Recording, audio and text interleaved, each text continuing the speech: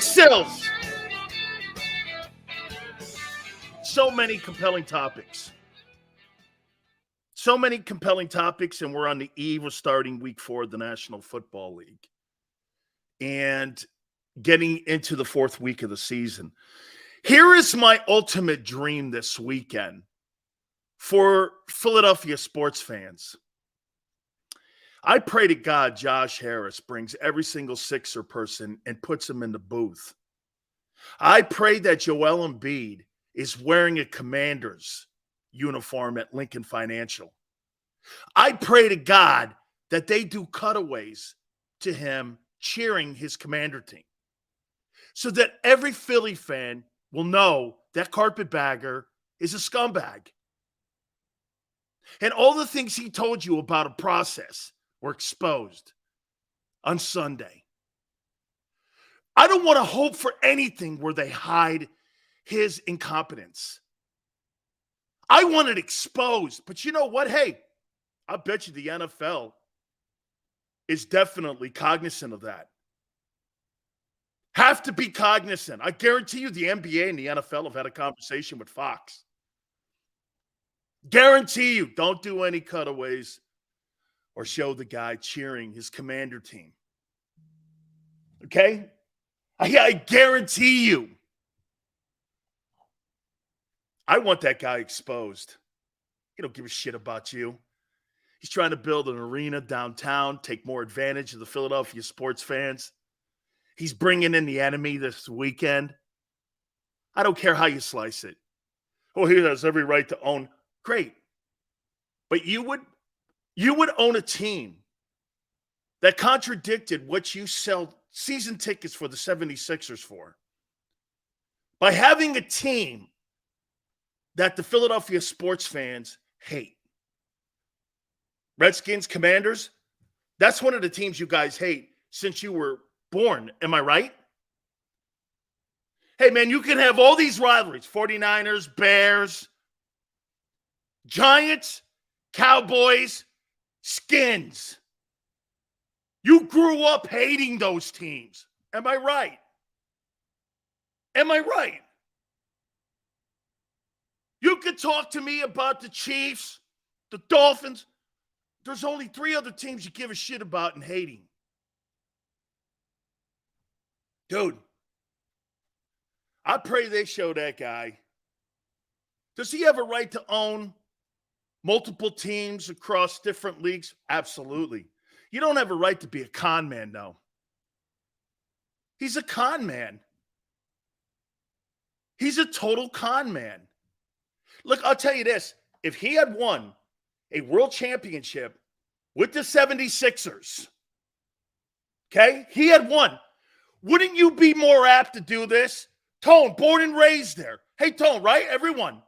That guy had won an NBA title in Philly, and he bought the Commanders. You'd be like this. He did bring a championship to Philly.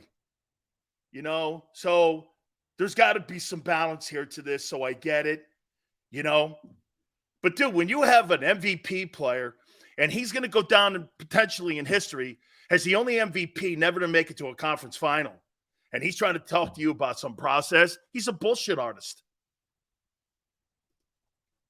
Right. Most people wouldn't give it. He had delivered an NBA title. Most people wouldn't give a shit in Philly. You wouldn't care. I pray they have that. Oh, my God. Joel Embiid with a Commander's uniform on Sunday in the box. Could that happen? Absolutely. You know why? Those NBA players don't give a shit where they play. They care about direct deposits. They don't care about jersey colors. They care about greenbacks. That's all they care about, dude. That's all they care about. It's what you get when you get guaranteed contracts. Give a shit about people around you. Look across the landscape of the NBA. Hey, good for them. Am I jealous? Absolutely. Look at Burpee. It goes like this. What's the NBA? Agreed, man. Totally agreed. I pray that thing totally gets exposed. Can't wait. I hope they catch him cheering too. And someone go like this. Boy, you're petty. Petty? Have you seen what season ticket prices are for NBA tickets? You want to know what petty is? You're damn right I'm petty. I don't have the disposable income that Josh Harris has. Fans have to save money up. Petty? Dude, maybe in the 80s you could. That comes off petty. Not today. Okay? Not today. You don't have disposable income. All right. Before I get into something, I heard something on Sports Take today that I took issue with. And not the guys, but how sometimes things are presented. I do want to say this before we get going. And it refers to Deion Sanders. Is Deion Sanders the modern day coach in the light of Tiger Woods? Isn't Deion bringing the Tiger Woods effect to college football? And you're the perfect fan base. Pro football fans don't really like college football. They think it's amateur. But haven't you caught yourself watching more college football this year because of Deion? 10 million people watched a game that was a blowout between Oregon and Colorado. 10 million, even after the fact they were watching it. Dude, you're perfect for this because Philadelphia, New York, they don't watch college football unless it's like Notre Dame, some Penn State. This guy's got like a Deion. Dude, more fans are watching college football than ever before. And it's because of Sanders. He's bringing you the Tiger. I don't watch golf. I watch Tiger. Now, I love college football, but I'm watching. Hey, I'm looking forward to USC in Colorado this weekend. I'm really looking forward to it. He's bringing more NFL fans to the game of college football. Okay. I want to ask you something. I heard something today, and it made me look at how you perceive certain people versus other people. You think Jalen Hurts is a better quarterback than Sam Howell? I heard people today saying Sam Howell's not connecting with his players. He's been sacked 19 times. Sam Howell has a long way to go as a starting quarterback. Quez goes, yes, it's not close. I hate this show. I'm here every day. Well, let's take a look at that and see if your guy is better than Sam Howell. 3 games or a trend. That's what I was told by NFL coaches. So Jalen Hurts so far this year is 20th in passing yards. Sam Howell 17th. Jalen Hurts in attempts is 21st. Sam Howell's 17th. Completions. Jalen Hurts is 18th in the NFL in quarterbacks. Sam Howell's 15th. Completion percentage. This is a good one for Jalen. He's 10th. Howell is 15th. Yards per game. Jalen's 20th. Howell 17th. Touchdown passes. Jalen's 13th. Howell 17th. QBR. Jalen's 23rd. Howell's 25th. He's not playing better than Sam Howell. He's having a Sam Howell season. Everything that he has done in the passing game is a reflection of what Howell's doing in Washington. Where are you saying he's having a better year?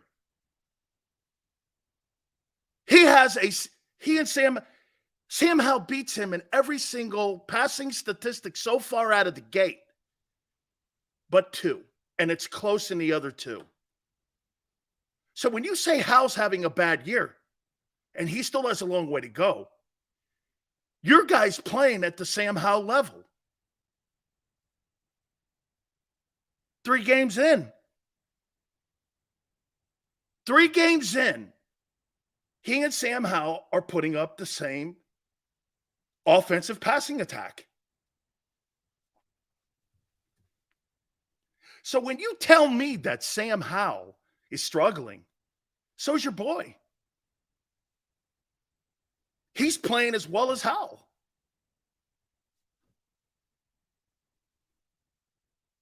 How am I wrong?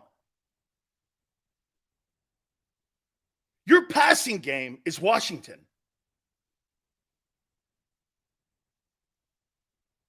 You're winning because of running the ball and defense, not your quarterback. Your quarterback's not a factor here. He's Sam Howell. Every number I just put out there, anybody can look them up.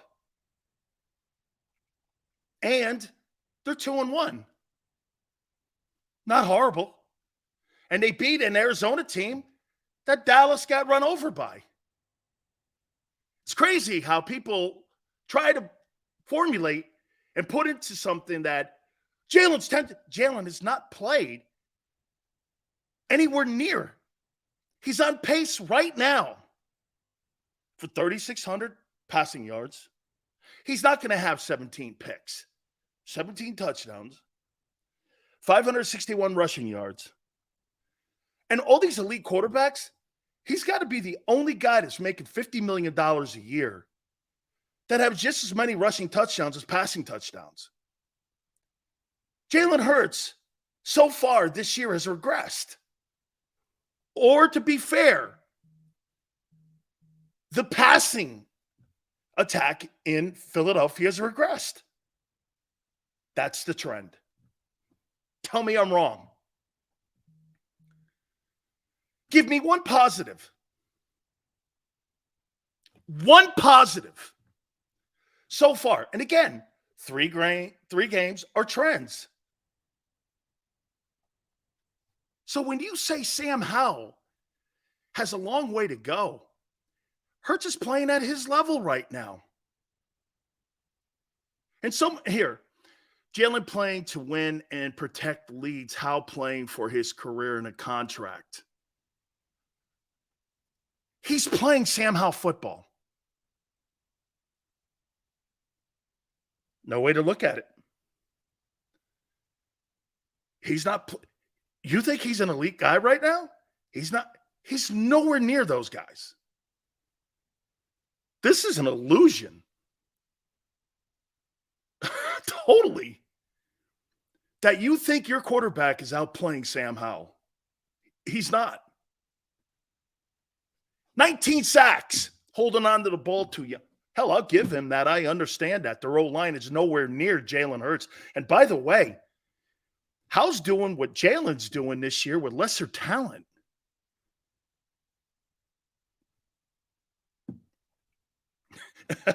People go like this. Yes, he is playing better. Where? Where's he playing better? In the run game? One-dimensional? One read? So when you keep telling me that he's up there with those elite guys, he's playing, how can you sit here after 3 games going into the 4th game this week telling me that your quarterback is an elite quarterback when he is not playing elite? By the way, that's not just a case for Philly. The guy in Cincinnati's not playing elite. The guy the last 2 weeks in Buffalo is playing elite. Week 1, he wasn't. Okay? Sills, you don't get Philly fans. I don't have any idea what that means. We don't fall in love with quarterbacks. We don't need Jalen to be Mahomes. We need him to do what he can to do to win. That has nothing to do whether it has anything to do with Philly. Dude, quite frankly, I don't give a shit about what that comment is. I'm a football man. I am a football man. That doesn't sway me whether you're a Wyoming person or a South Philly person. That's why I don't bullshit you and tell you, well, our guy's playing great. They're lying in Philly. They're lying. You're lying to. Playing Sam Howell football. And you know how people throw shade on it and cover it? You know, it's just not really hitting on all cylinders. Hitting on all cylinders, it hasn't even started the car yet. You're 3 games in. No excuses, I told you on Monday. That shit's over with. And you still haven't started the car yet. And you're like, okay, you're 3-0. You'll never win a Super Bowl with the way you're playing right now. Not on a chance in hell. And you haven't started the car yet. When are you going to start the car? This weekend? Are you going to start the car this weekend? Sure hope so. The fact is he's struggling, and winning is a scary thing because when they put it all together. Okay, so when they flip that switch, okay, when will that be? So another week you want. Okay, I'll make a deal with you. I'll give you another week.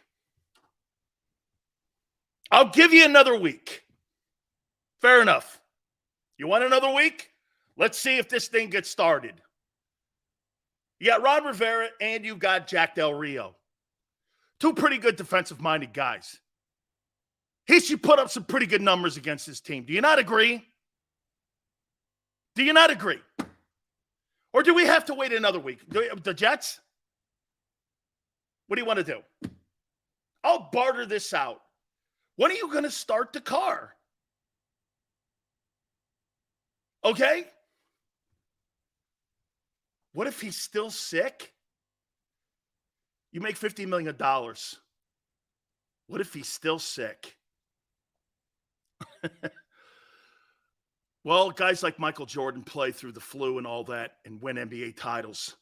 That's what the elite people do. Okay? That's what elite people do. Play through injuries, play through sickness. That stuff is sidebar conversation. Jordan had 106 temperature. And you guys are comparing him to Jordan. Okay? Did you make your Super Bowl prediction yet, Dan? Yeah, I have. I told you. Cowboys and Bills. Peter, he's not 20-1. He's 26-11. Don't tell 75% of the story. That's a lie. He's 26-11. The guy in Baltimore has a higher win percentage than him. He wins more games. Jalen got to a Super Bowl. So did Garoppolo. When are you going to start the engine? By the way, let's ask this question. Do you think Jalen Hurts has regressed this year? Why won't anyone bring that conversation up? You have all the same tools back. You're going to blame a coordinator. Okay. Why didn't you blame the coordinator when Frank Reich left for Carson Wentz? You didn't seemingly blame the coordinator then. You blamed Wentz. Now you're blaming the coordinator, Brian Johnson. Correct? You didn't blame the coordinator for Carson Wentz. You blamed Wentz. Now you're blaming the coordinator. Okay?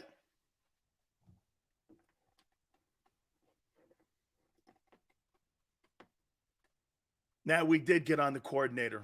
The coordinator was Doug. The coordinator was more Doug Peterson. Doug's the one calling plays. So he blamed Doug. Okay? Doug calls plays. He's the play caller. Okay? So you blame Doug. Guy who won the Super Bowl for you. All right.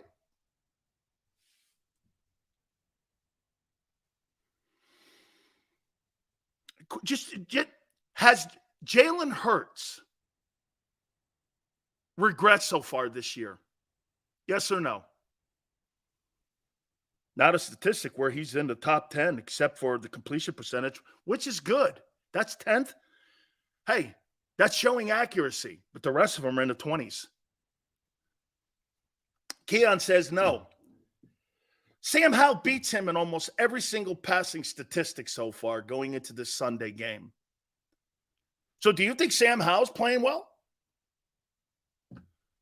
Personally, I don't. I think he's playing for a first-year starter, okay. Nothing to write home about, especially the 19 sacks. But that's a young player's inability to see pressure. That happens. Sills, you said you want to play the best ball in January and February. Now you're crying. No. I'm asking you right now, is Jalen Hurts playing elite football? Has he regressed? I'm not talking about January. I'm talking about, and get this, how many weeks are you going to use the excuse that the offense will kick into gear? You're going on a month now. Jesus criminy.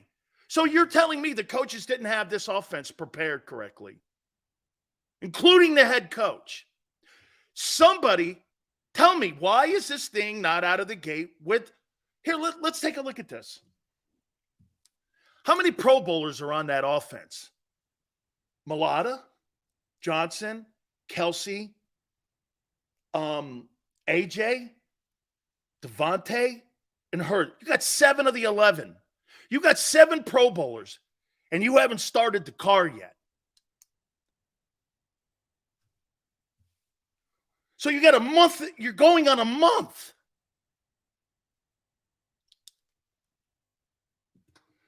He has regressed so far.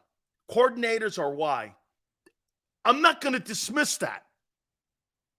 Brady and Bill won ugly at times. So now you're comparing Jalen Hurts to Tom Brady.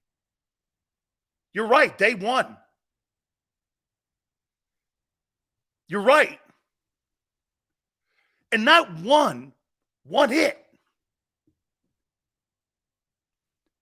AJ doesn't drop those 2 passes.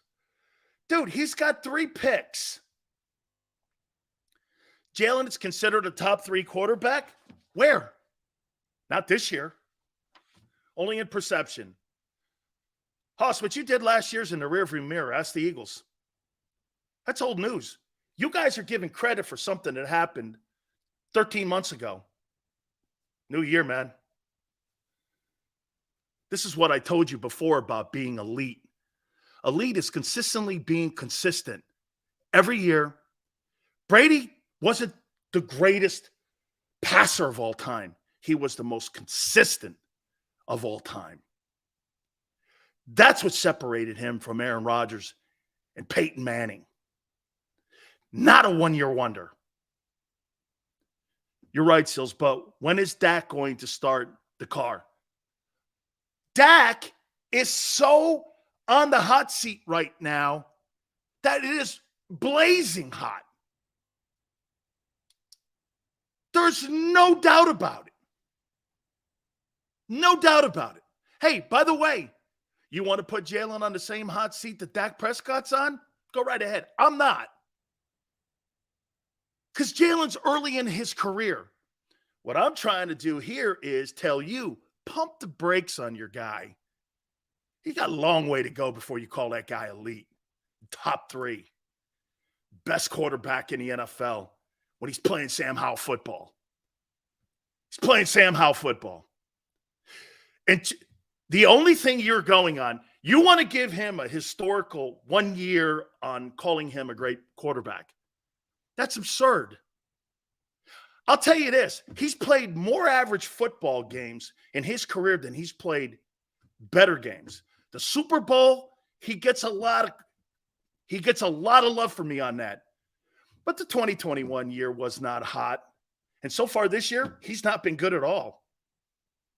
He's got about 18 games where he's been okay. I mean, what are you talking about here?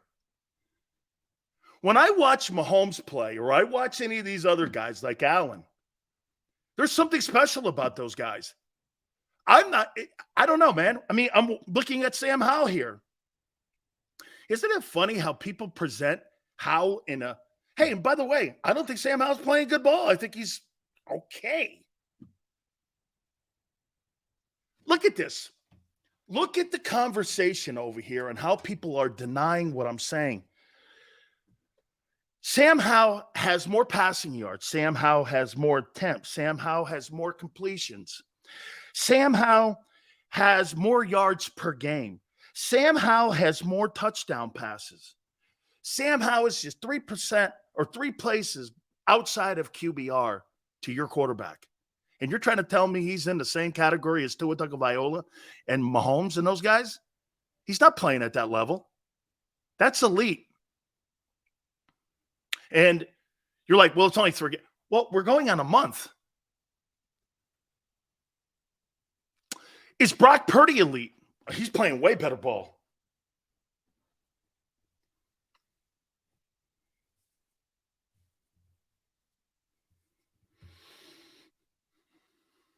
We played New England and Tampa Bay.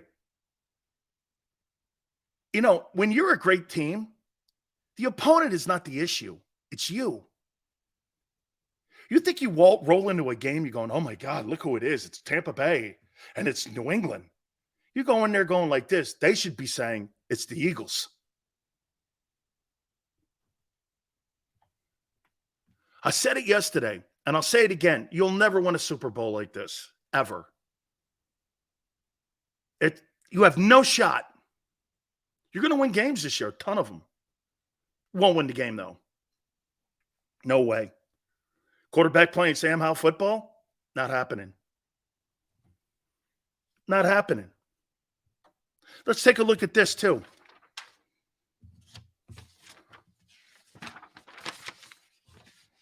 So after this week, this is what your schedule looks like. You got the Rams in Los Angeles. Win. You got the Jets. It's going to be a pretty good little battle to see what Sam Howell / Jalen Hurts does versus the Jets defense.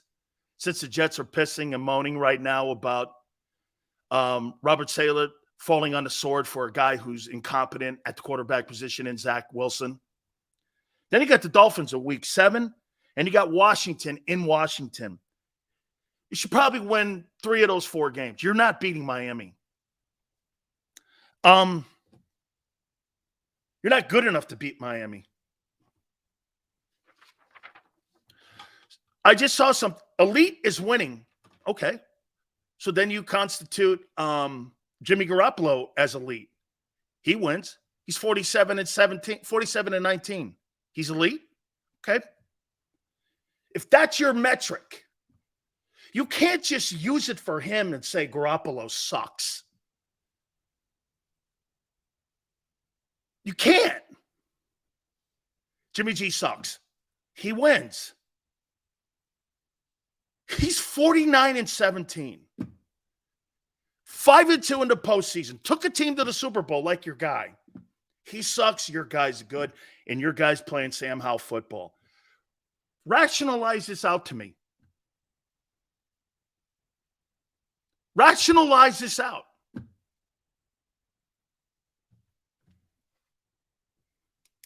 How do you rationalize that out? You take one metric to fit your guy, but when it's over here on this guy, you don't buy that metric for him because your eyeball test, you think. I'll tell you this. I saw Jimmy G go into Green Bay and win a playoff game. I've seen him go into Dallas and win a playoff game. I saw him also a quarter away from winning a Super Bowl. Giants blitz 84.6% of the plays versus Purdy. Okay, you don't like Hurts. That's not what we're doing here.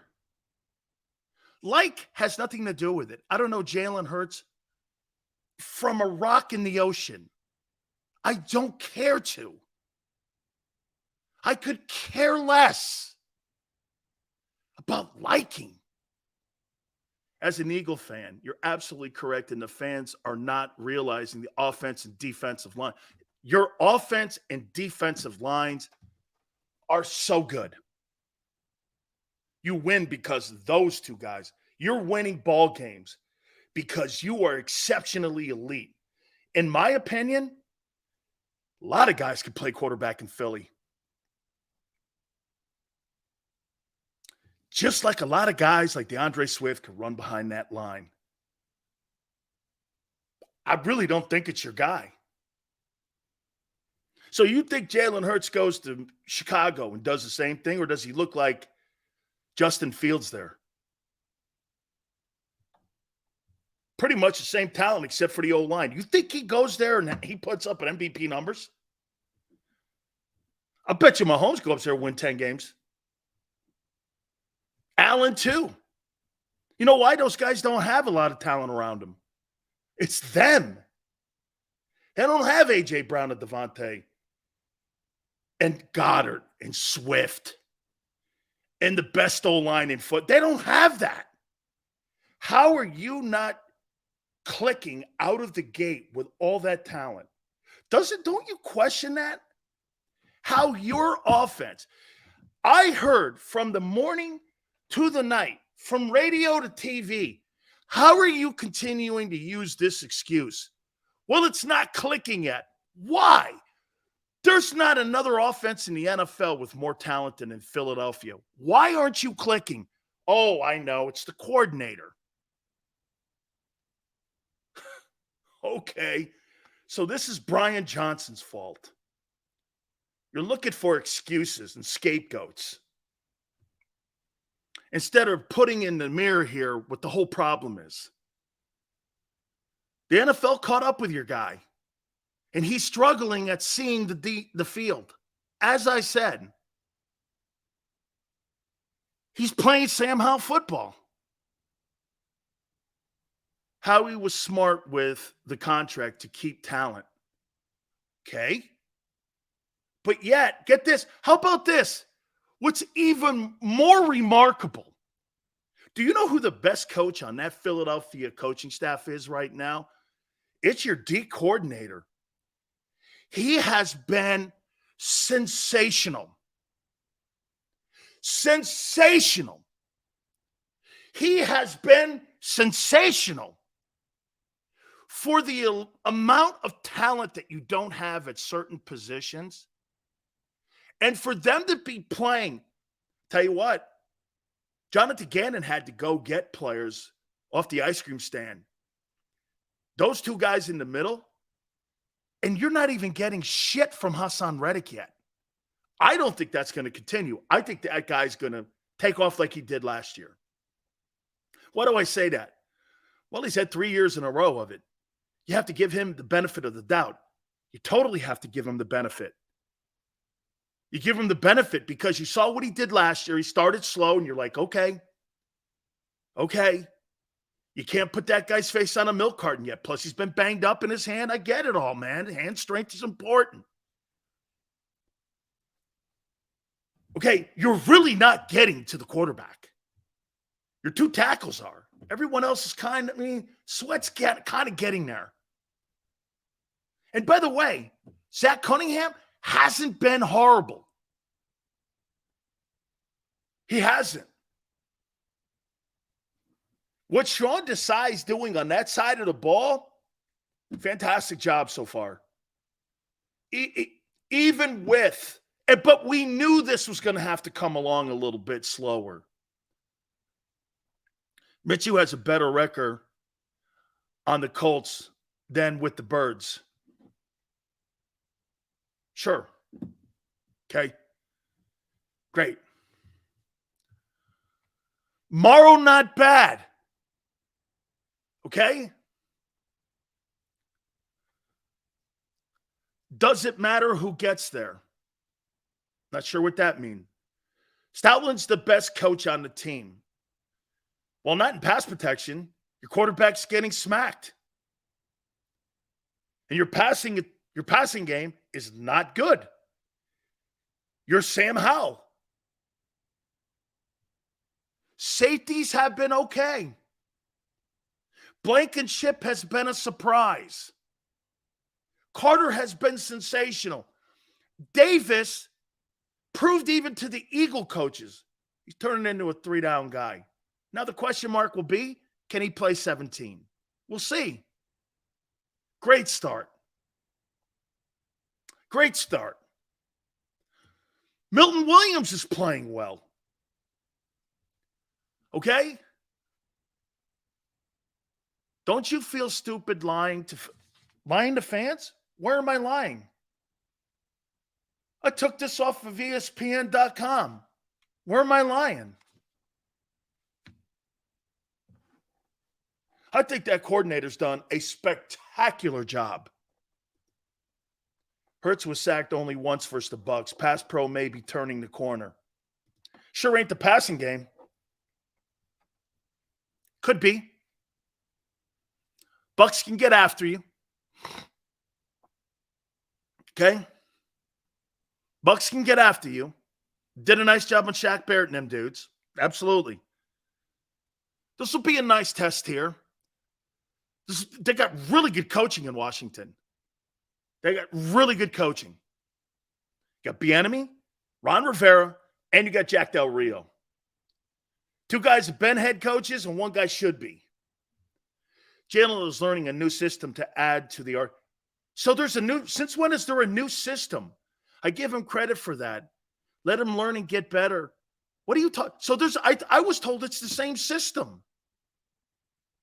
What are you talking about? This is not a new system. It's the same system that they ran a year ago. They're not throwing screens. I thought we'd see more screenplays with DeAndre Swift in there. We have seen none of that.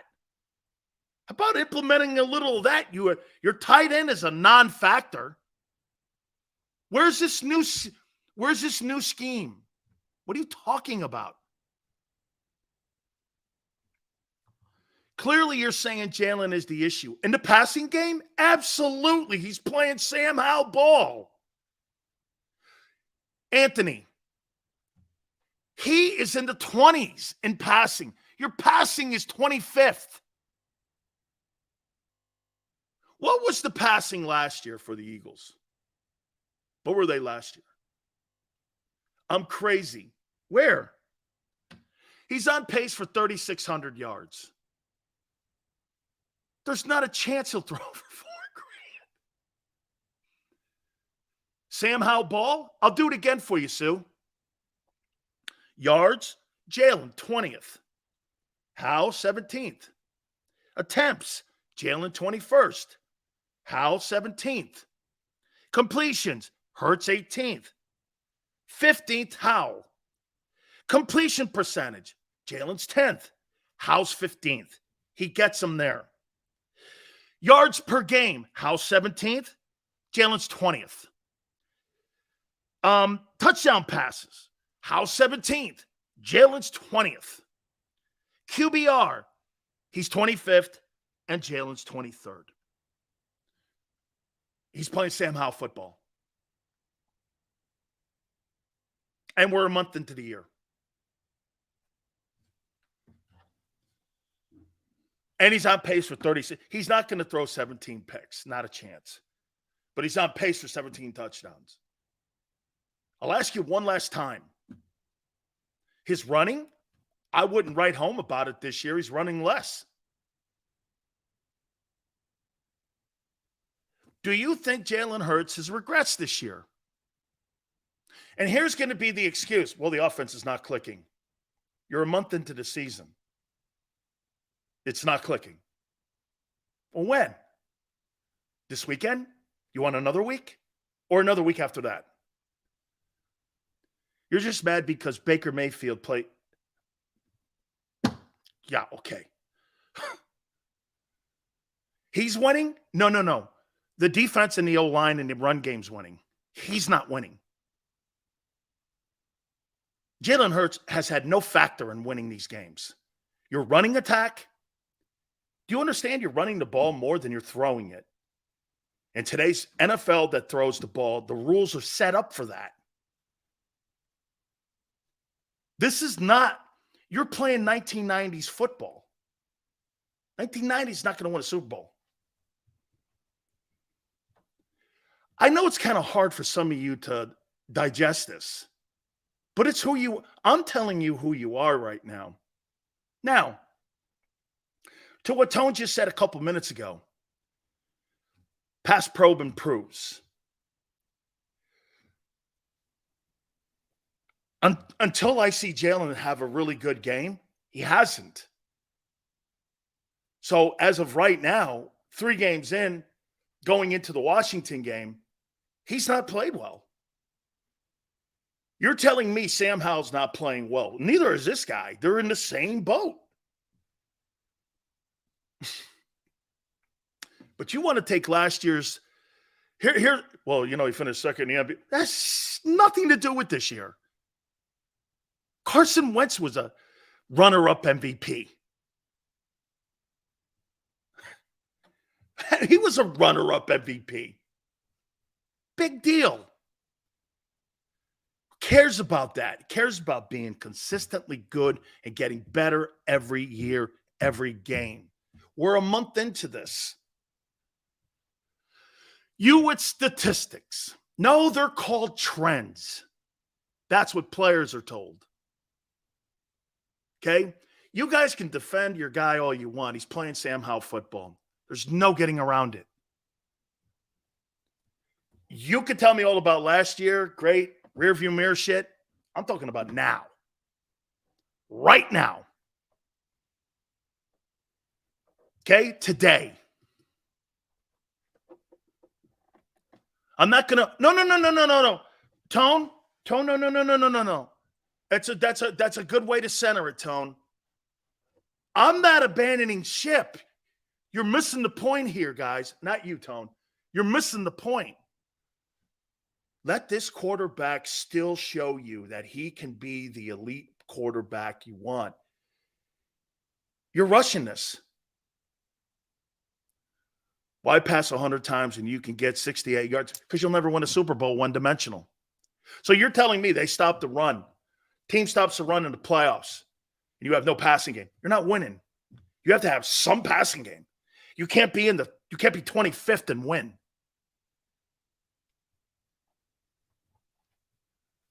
Okay?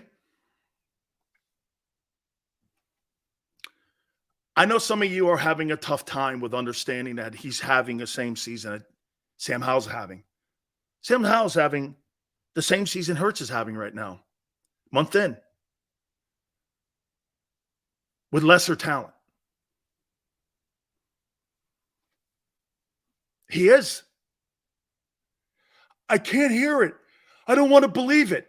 It's true. Funny? I don't think it's funny when you're paying a guy $50 million to have Sam Howell numbers. Now, am I saying Jalen Hurts and Sam Howell are on the same page? No. That could be as good as Sam Howell gets. But you guys had the MVP. Well, the MVP has lowered his standards down to Sam Howell. Not his standards, but his play.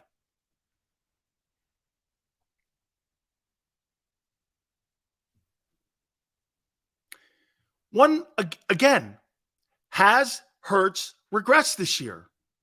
Answer the question. Yes or no? Here, for some of you that it may hurt a little more, has the offense regressed? And don't blame Brian Johnson. He's part of it all, but it ain't him. It's all of them in my book. Has the look at this. No. No. No.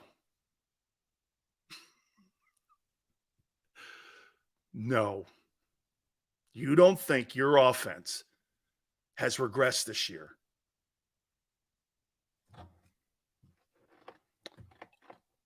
We'll just do this. Let's take Hurts' name out of it. No. No. I do not think we have regressed. I just don't think we're playing well right now. You're a month into the season. And you haven't even played the tough part of your schedule yet.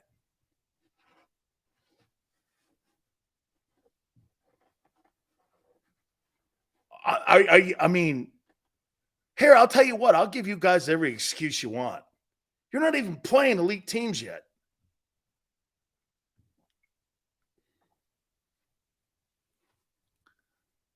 Just saying, you're not, I mean, Minnesota, New England, and Washington, those three teams won't make the playoffs. You haven't played a playoff team yet. And you're not even into really the meat of your schedule yet. When are you going to get better? If you're not getting better against those teams, you think you're going to click it against the Dolphins? Man, I'm sorry. I have a different approach in how I see things, and I don't see it. I don't see it how you guys are at all. All that talent on a team, it's hard to believe the production just went away. They have no choice but to get back on track. Tone, you sound like a coach now. I completely agree. Eagles are 7th in scoring. I get it. You better be. 7th in scoring because of your running game, not because of your quarterback. He's 20th in TD passes. And he's got as many rushing touchdowns as he does passing touchdowns. No $50 million guy has that. You're not paying Jalen Hurts to run for touchdowns. You're paying him because he's supposed to be one of those elite dudes. He's Sam Howell right now. He knows this, though. Now, to Tone's point, and some of your points, here is the point. And hey, there's just too much talent on that side of the ball. Get this. When you can't hit Goddard, there's something wrong. Let me ask you this. All of you, have you been more impressed with the defense than the offense this year? Dan, don't you think that he may improve? Yes, through the season, yes. Guys worth that good. Yes. But why the slow start on offense? I think the defense has actually started quicker than I thought. How about this? The defense has actually been more of a surprise to me this year. And wouldn't you, hey, Tone, everyone, don't you think the defense is further along than we thought? I think it's further along. I was thinking week 8. I don't know. This thing looks like maybe week 6. As you get into the part of the season where you're going to take on some of these good guys, you may be at that pace of a year ago. How could the team and the side of the ball have the lesser talent be trending in a higher rate than the team that has the most talent, the offense? How can that be?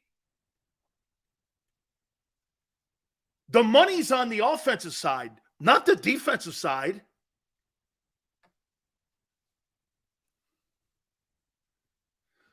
That side of the ball, I'm shocked how good it's looked. I've been saying it the last couple of weeks. The defense is much further ahead than the offense. The Eagles are 3-0 because of that defense. Absolutely, man. Dude, Carter and Davis. Hey, tell you what, some of you were sitting there saying that Davis is going to bounce back. He sure looks it. Sills, you're a genius, you know. I'm sorry. Hey, Tone, can you put that last super chat up? Davis. Sills, you're a genius, you know how to fire up super chats. Bear, thank you. Bear, dude, this wasn't something I went to bed going, hey, I know we'll get everybody up. I don't do that. I'm not that smart and calculated. I promise you I'm not. Okay? I told you, I'm exactly like the Joker. Okay? I chase ambulances. I'm not that smart. How are you, Big Seals? You praised Dallas and San Francisco for being, I'm sorry, it's going really fast for me. Tone, can you put that up there again for me, please? That last super chat, I apologize to you guys. I don't want you guys. Sills, how are you, Big Sills? You praised Dallas and San Francisco for being better. They haven't won Super Bowls in decades. Defense is surprising. Ace, I don't give a shit about 5 decades ago. Okay? I don't care about that. I care about now, 2023. Stay focused with me. Okay?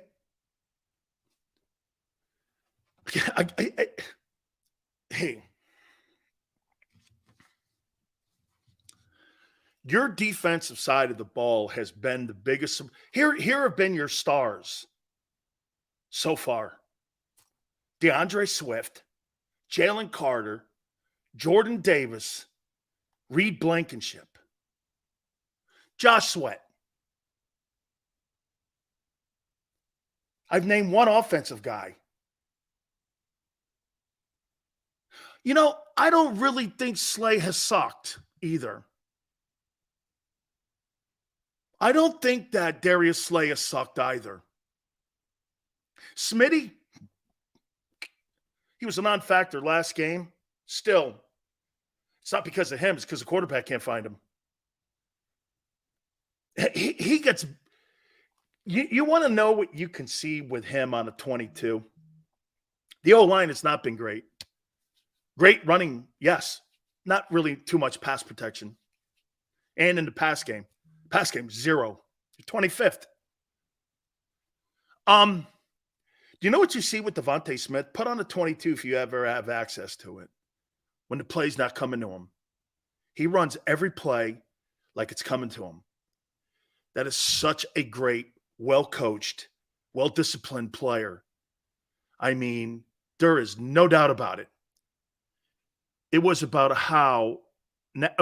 now, but I'm with you, my friend. We win because we simply out-talent the other teams. No defensive front can deal with our O-line. New England did. Likewise, our D-line makes the opponent one-dimensional. Nasty, Nasty, you're two fronts. Do I think your defensive front is better this year than it was a year ago? Now, look, if I'm going to use that same – now here's where I don't change off my metric like you guys do. If I'm going to look at the first 3 games for Hurts in the offense, I have to use that same metric for the D-line. So why does DC decide get credit for lesser talented defense, yet OC should be excluded from criticism when he has more talent on offense? I'm not sure what that means. Hurts threw for 277 and 2 picks. And he's 17th in passing yards. Time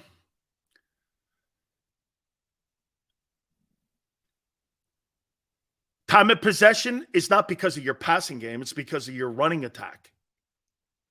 Okay? Your D-lines and O-lines this year, are they better than a year ago? I don't think your offensive line over 3 games has been great. I think it's been good. Your run blocking, they're going back to basics. They're simplifying the offense. That's how you do it when you run. Low turnovers. Jalen's turning the ball over more. He is. And so they went to running the ball. They basically took the football out of his hands and went with the – do you understand you're paying – this is why, too. Jalen Hurts, you're paying $50 million to, something Boomer Esiason said. You're taking the ball out of the hands of a guy that's making $50 million and putting it into the hands of a guy making $2.5 million. And DeAndre Swift. That's learning to live with your salary. Dan Marino couldn't do it. He could not do it. That's why he never won. Dan Marino went 12-4 every year. Went to 1 Super Bowl and was destroyed by the Niners because they had balance. Cousins has 1,000 yards passing. What's his record? We're not talking about a shitty Vikings team.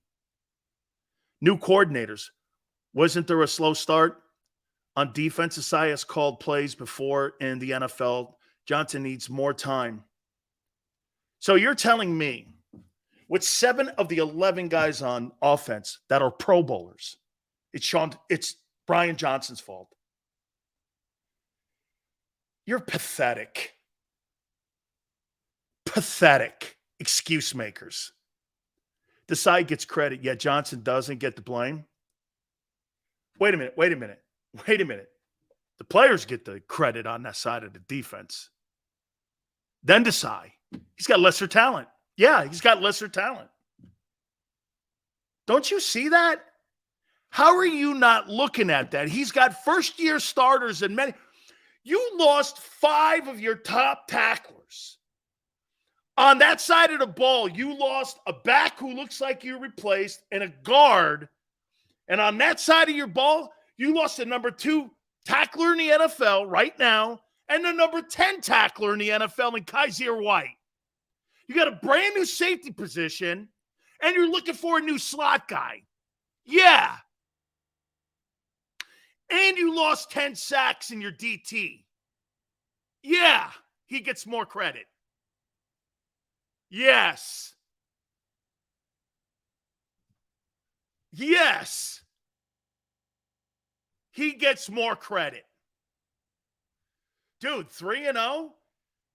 These dumbass 3-0 things. Yes, I'd rather be 3-0 than 2-1. Of course. Fool's gold.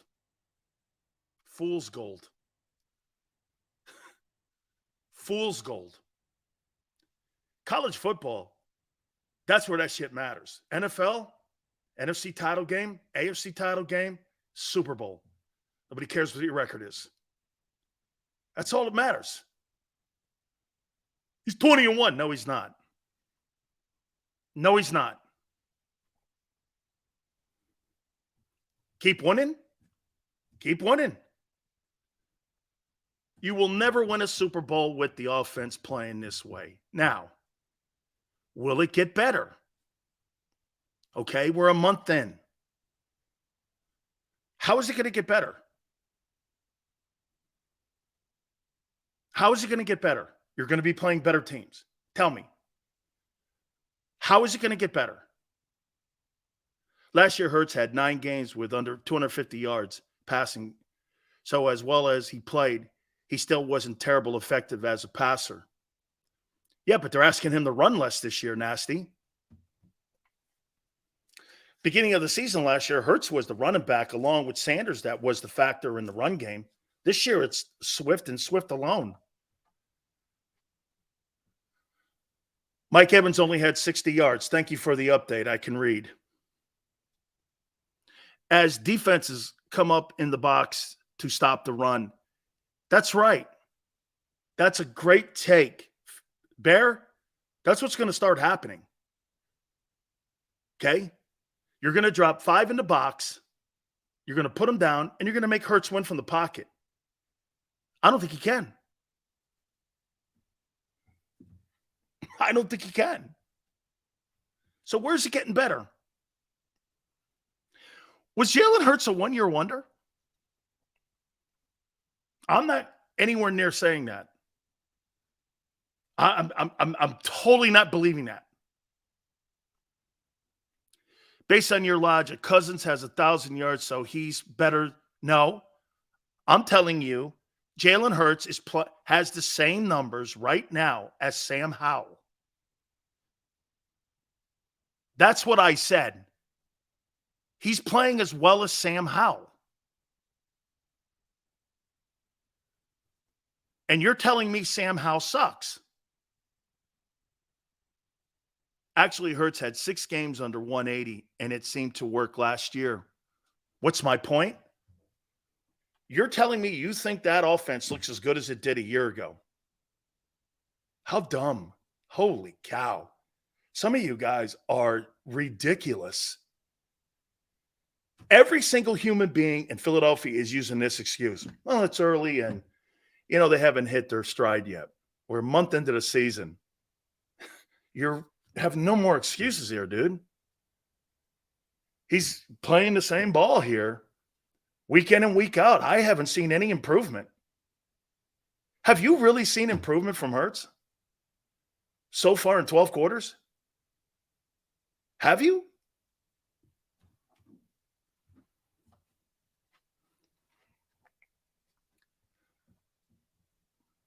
And Sam Howell, I give him the credit. He's a first-year starter. Of course, Keon's seeing improvement when he's down in the 20s and your passing offense is 25th. And your QB is on pace right now to throw for 3,600 yards less than what he did a year ago. Look, the point I'm trying to make to you is that he's got a long way to go still. He's not a wily veteran. NFL, dude. I've seen guys have great years in the NFL and turn around. Shit, you saw one with Wentz.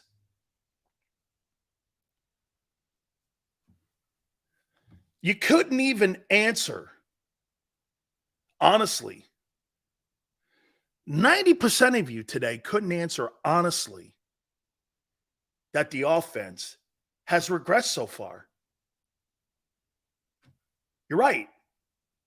Hour 2 will be a different topic because I'm not going to debate it now because there is no debate. And if you don't want to use the word regressed, it's completely underperforming. No actual Eagle fan cares about the passing game. Really? As much as you do. Did you see what that guy just said? No Eagle fan cares about the passing game. You don't care about the passing game. And yet you paid a quarterback $50 million and a wide receiver $25 million. You don't care about the passing game. Again, it's idiotic conversation when some of you don't see the money that's being spent on the offensive side of the ball. Hey, real quick. You got $25 million, 50. That's 75 in 2 players. 15 in the tight end. That's 90. 30 million between your 2 offensive tackles. That's 120. You're set. You got $145 million of your $219 million salary cap on one side of the ball, and you don't give a shit about the passing game. Okay. You make no sense. You make no sense. It's okay. It's come to it. Yeah. $145 million a year, $218 is spent on offense. Shit, you're telling me a month into the season, we just haven't clicked. Okay. I'm sure that's going well at the NovaCare Center. Whew, man, some of you guys need a nap. Hey, Big Sills here, man, for our friends at Hooters, man. Hey, oh, by the way, I didn't get it out there, too. Please do me a favor. To win some gift certificates, let's do that here, too, Tone. To win yourself some gift certificates, you're going to see a code word that's going to go out throughout the entire program over the next 3 hours. Do me a favor, email us at dansilioshow@gmail.com for you to win yourself those gift certificates with our great friends at Hooters, the official home of the National Football Show. We so appreciate it. Great folks have 7 locations in the Northeast area, and guys like Edgardo and Patrick were our winners last week. We'll do this all the way to Friday. We'll announce a winner on Monday. All you have to do is email us your information, and you could be a winner. We'll announce that name on Monday in honor of the 40th anniversary.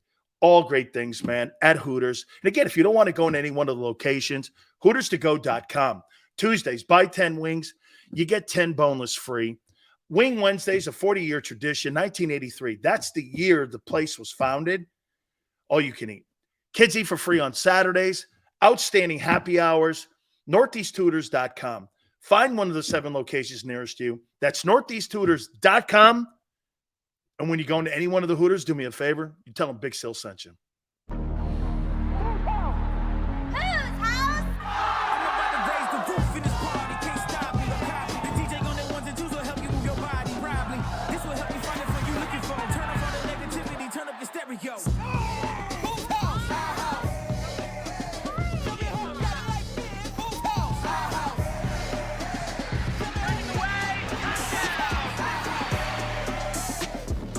and Hooters, the perfect pair.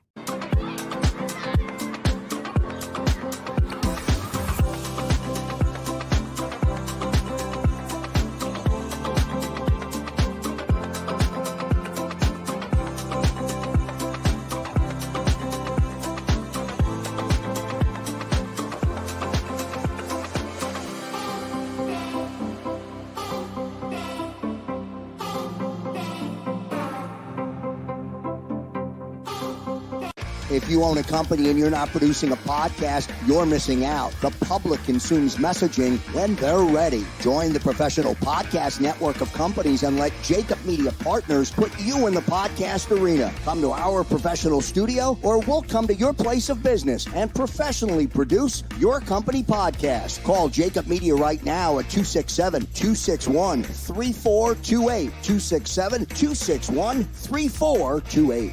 Heading down the shore, have a ball once more. Here, imaginations run wild and time stands still. Because here, you can find the best of the Jersey Shore, all on one 5-mile island.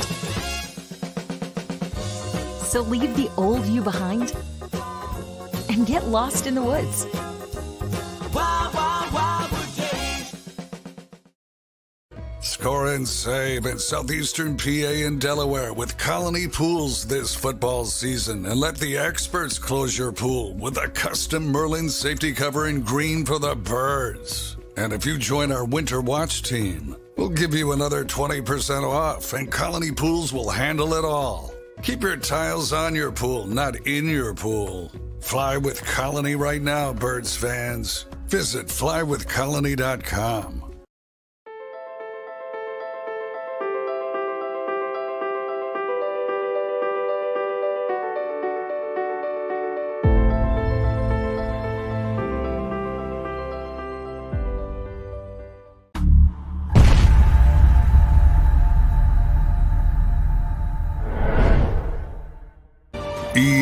EAGLES, Eagles.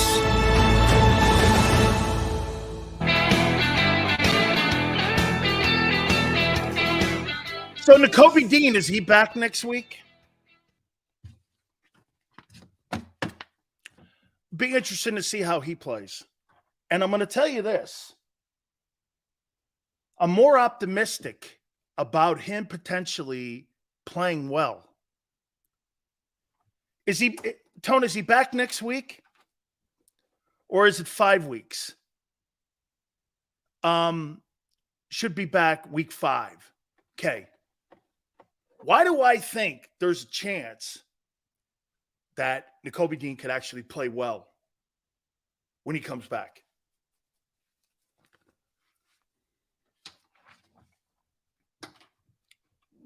Oh, you care about his stats. Well, that's what hey, just so you know, sports radio, that's what we get on Wednesdays, our trend book. We get percentages of what teams do the last 3 weeks. So the Eagles care too, because it tells you what teams do. So you may not care, and I may care because I know, because I used to get game plans. So you don't know what you're talking about. You get a game plan on Wednesday. And you bring, this is what happens. When you show up on Wednesday to your meeting after having Players' Day off on Tuesday, you get a game plan for that respected week, and you bring your playbook. And what you do is you sit down, first you have a team meeting, then you break it down to a defensive meeting. And you open up your game plan, and on the board will be percentages of plays over the last 3 weeks that this respected team, like the Commanders, have run. And every single statistic and number of what that team does out of I formation, Brown set, wide set, spreading you out, 3 wide, 2 tight end set, unbalanced line, you'll see on a percentage of plays and how many times they run that, because it gives you the intel of what they like to do. You see, teams are trying to build an identity. And so those numbers matter. Just so in case you're wanting to know how you prepare every week. That's exactly how you prepare. They're trends. So you don't know what you're talking about. Have you ever been handed a playbook? Have you ever been handed a game plan? If not, shut up. You have no idea what you're talking about. You think you do. Well, you care about stats. So do the defensive players. I want to know how many times they run out of a short side set. Of course you're lost, Barb, because it's complex. Of course you don't, and I'm confused. You get these numbers on Wednesday. Every Wednesday you get those numbers. Commanders, Jets, Dolphins. And you go with the last 3 weeks of the season for those teams. Because that's who their identity is.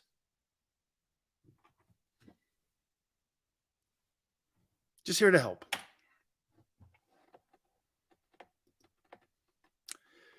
Because you see what Desai is able to do with the personnel.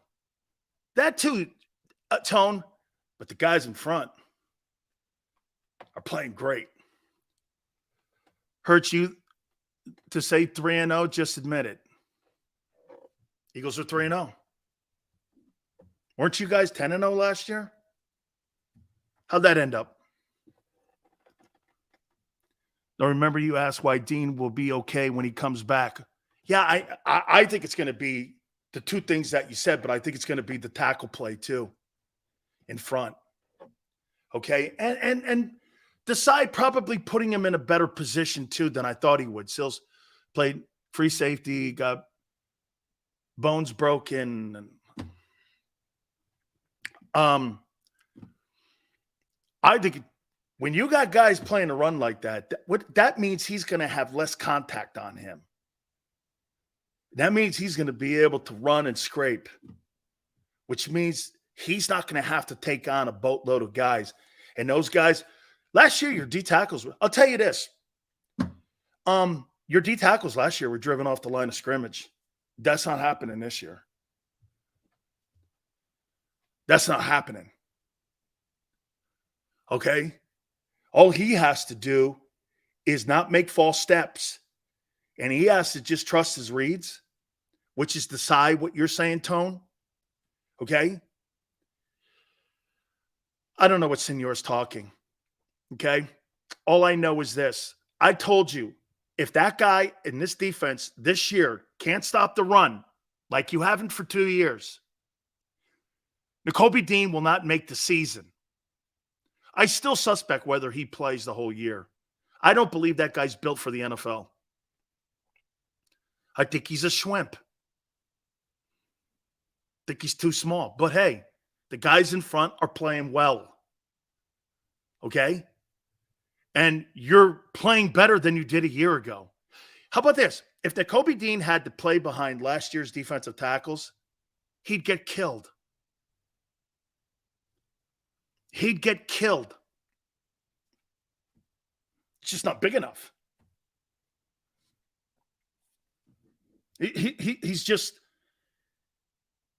He's not big enough. Okay? But these guys are playing well. I'll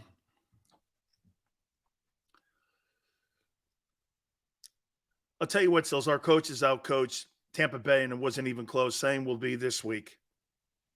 We'll see. You didn't outcoach New England.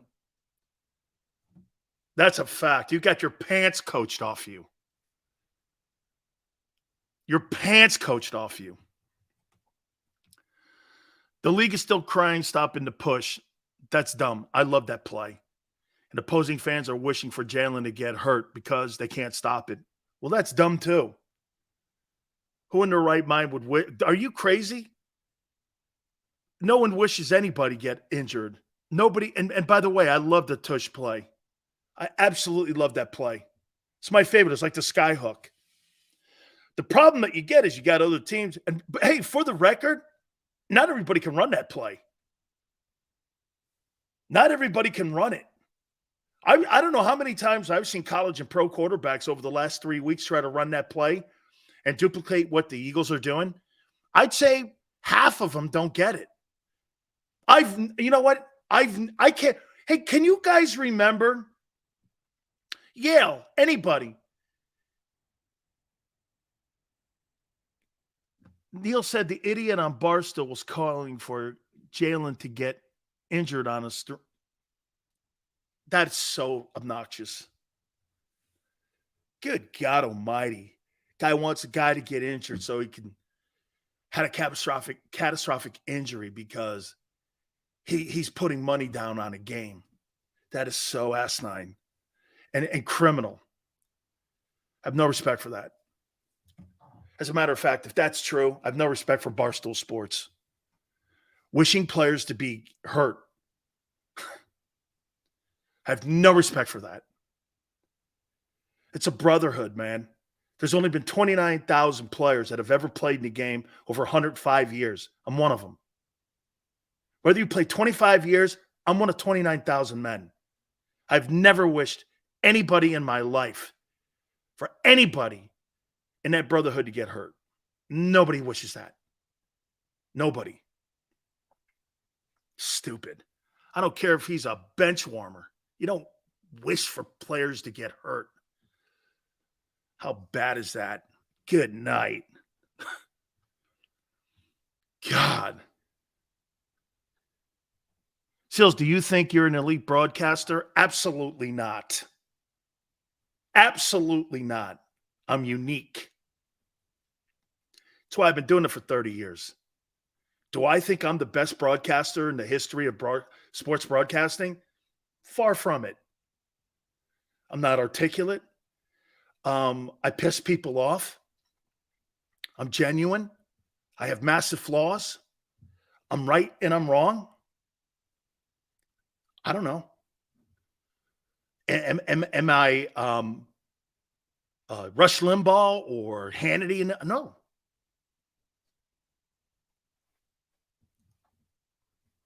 You're right, TS. I've sucked for 33 years. I've sucked for 33 years. I'm off my meds. I don't take drugs. I don't even take aspirin. I don't do drugs.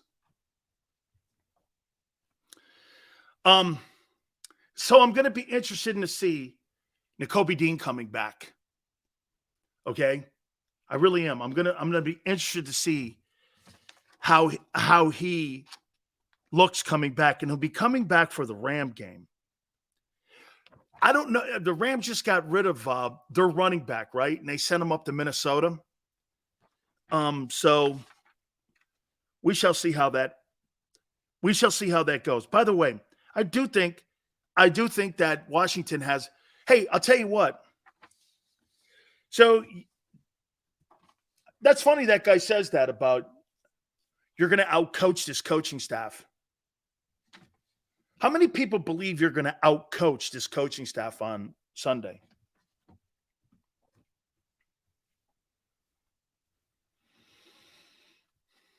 How many people believe your coaching staff was going to outcoach the Washington Commanders this weekend?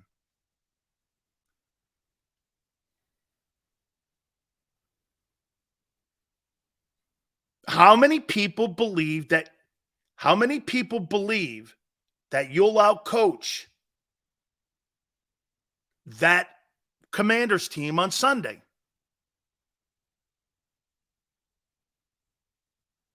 Possibly. We did it last year. You did it last year? You split last year with a far inferior team. At the end of the day, I didn't ask you that. Will you outcoach two of the three games on the lesser part of your schedule? Their coaching staff has, how about this? Do you guys believe that you have played a team that has just as good a talent or better talent than you so far? And here, I guess this is maybe the better way to make this point. Do you guys believe that you're the better talented teams? Yes. I do too. Then why are 2 of those 3 games were they last possession games? Because of coaching. The Vikings had no right being in that game with you, but they were. New England had no right being in that game with you, but they were. Okay?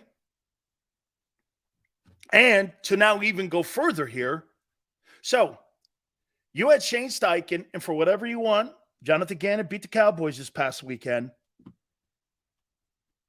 That coaching staff, pretty much the same coaching staff, but you've added Bieniemy, beat you full strength. Right? Big Sills, it's called the brotherly shove. No more tush push. I know, I hate that too. It's really How about this? Hey, Chaos, it's kind of like wormy, isn't it? Brotherly shove. I think I'm going there with you. Okay, yeah, I think that's really kind of like, I don't know. I have to be politically correct here because back in the old days, I might say something here. Okay?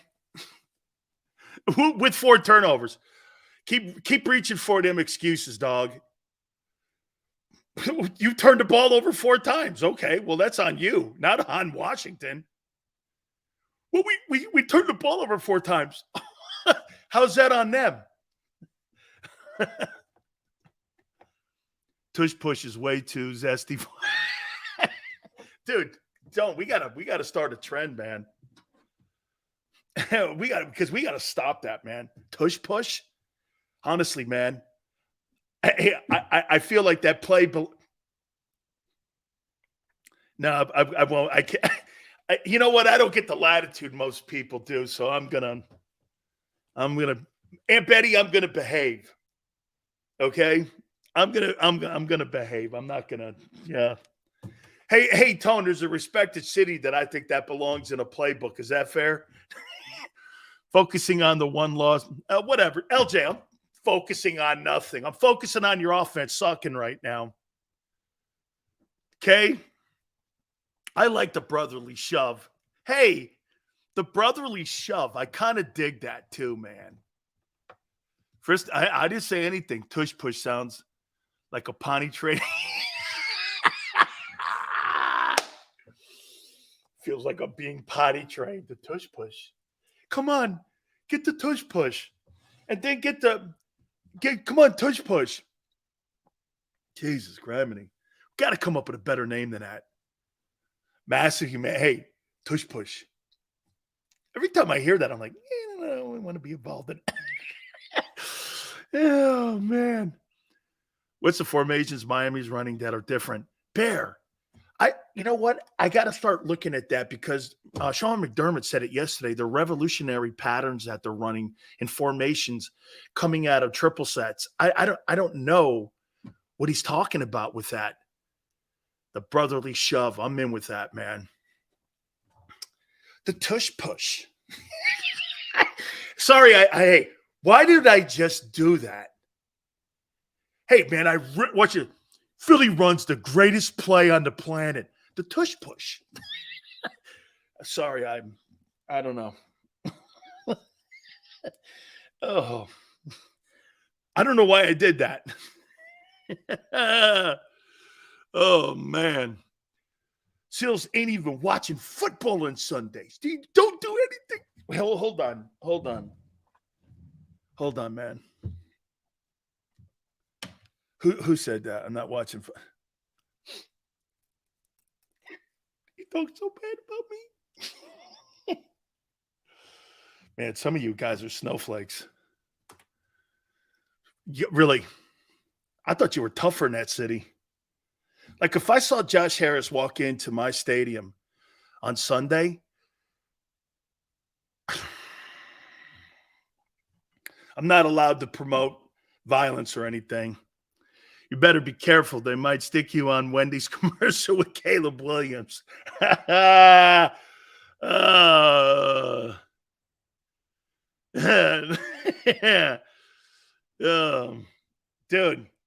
can you imagine, man? If Josh Harris showed up at the vet, what would happen to him?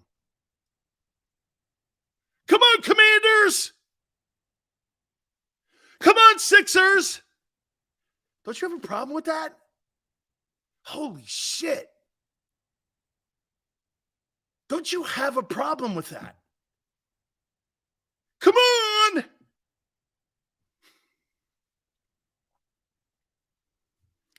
Don't you dare call me a snowflake.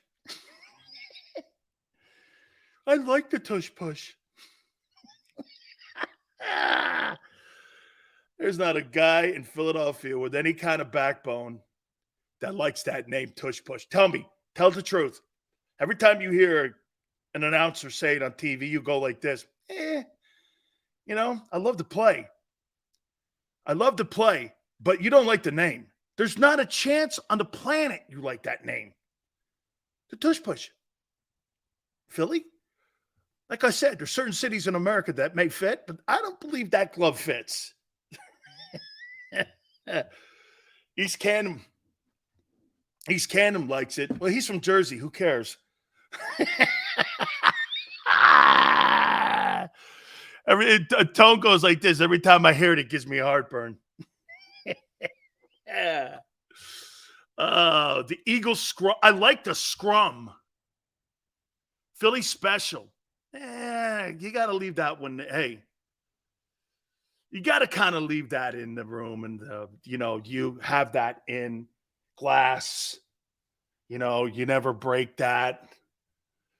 Like the Philly special is kind of in a box next to the junior sky hook, the catch, the drive. You kind of leave that alone. You know what I mean?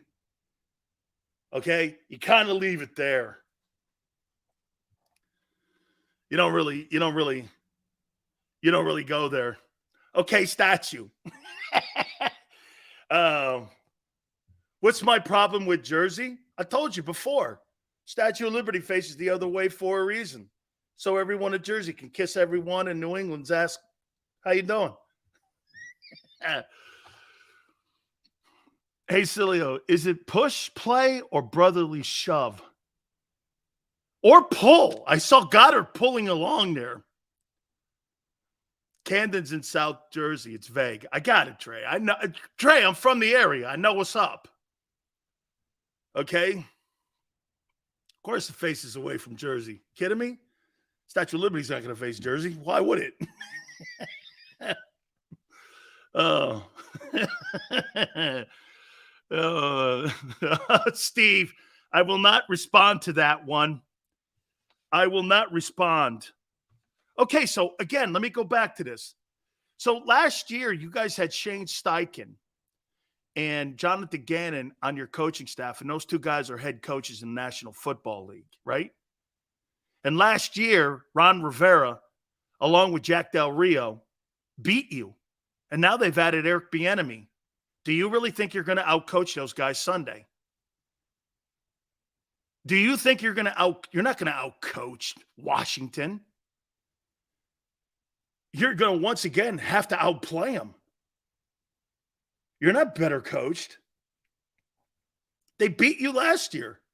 4 turnovers. Well, that's an Eagle thing, not a Commander thing. Well, we had 4 turnovers. That's an excuse on your end when you bring that up. Do you know how pathetic that sounds? We had 4 turnovers. Great. Well, that's not a Commander thing.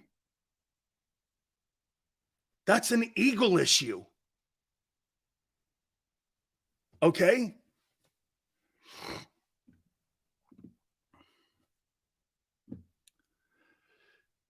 Steichen ran the ball 2 times in the first half. Shane Steichen's 2-1 in the early part of his coaching career for that owner. If Shane Steichen has a 500 coaching record, he'll be the NFL Coach of the Year. I mean, mark it down. Mark it down. He'll be the Coach of the Year. With that chaos you have in Indianapolis, and if he goes 500 in the AFC, He'll be the coach of the year. Okay?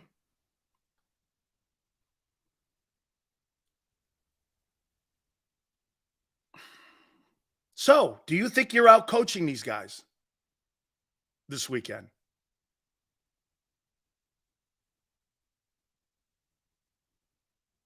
With a backup quarterback. Way to go, JM. So you're going to outcoach them. So you think Brian Johnson's a better offensive coordinator than Eric Bieniemy? Eric Bieniemy has his quarterback playing Jalen Hurts football. And he's Sam Howell. What's Brian Johnson's excuse? Because since you guys want to blame Brian Johnson, so you think Brian Johnson is in the same category as Eric Bieniemy? Interesting. Score prediction, let me guess. It'll be close. It's a divisional game. Of course it'll be close.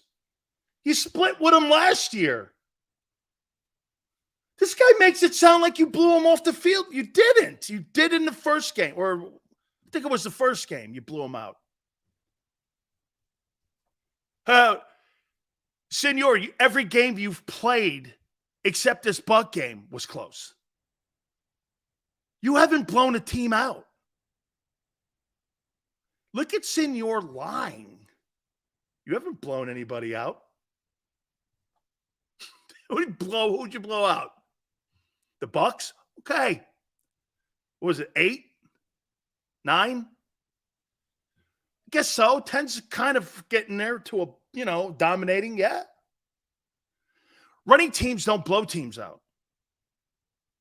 They don't score enough.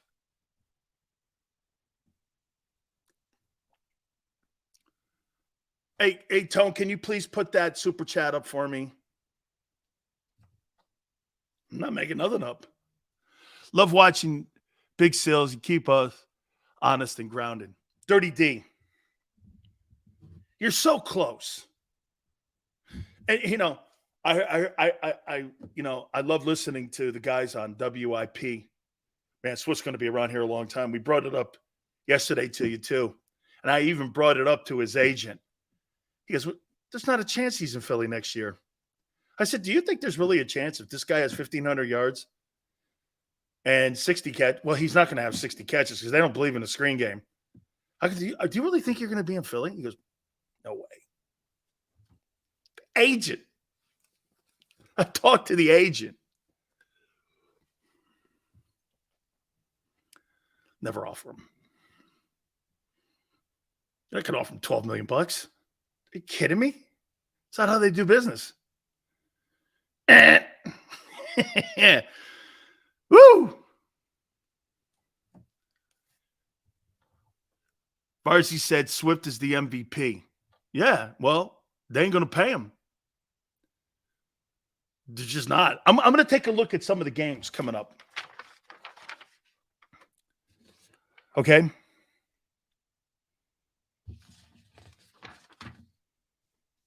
I want to take a look at some of the games here. Hey, by the way, Aaron Rodgers, real quick. Tone said something to me prior to going on the air about what's going on with the Jets. Here's my problem with Aaron Rodgers criticizing the Jet players. What do you think the biggest problem you would have with Aaron Rodgers criticizing the Jet players for all the finger pointing? What would be the biggest problem you have with it? If you do have a problem with it, maybe you don't. What would be your biggest problem with it? Rodgers is trying to calm things down. What Yale's saying. It's melting down there now. What would be your biggest problem? I don't. He's a vet. Keon, no problem.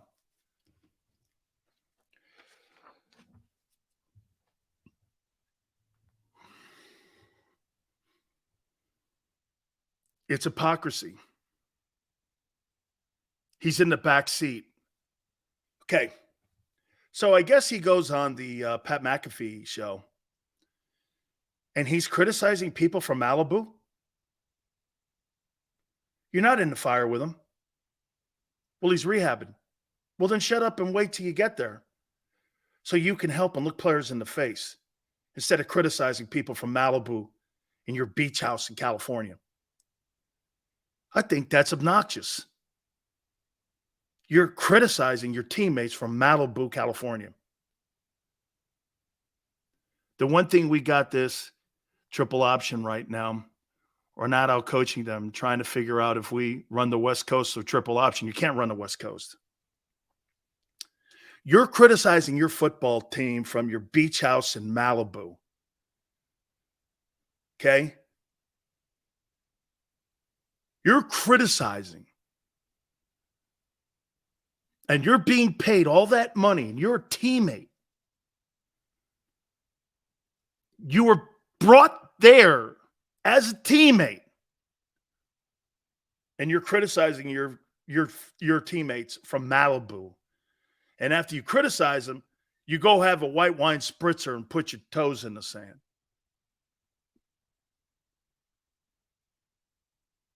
I'm not in the same seat. I'm not paid by the Jets. I'm not playing pro football. I've been in radio 33 years. I'm paid to criticize and to give wreaths and throw glowing reviews. That's my job. Whether it's in San Francisco, Tampa, Miami, Dallas, wherever. I'm not the quarterback of the New York Jets.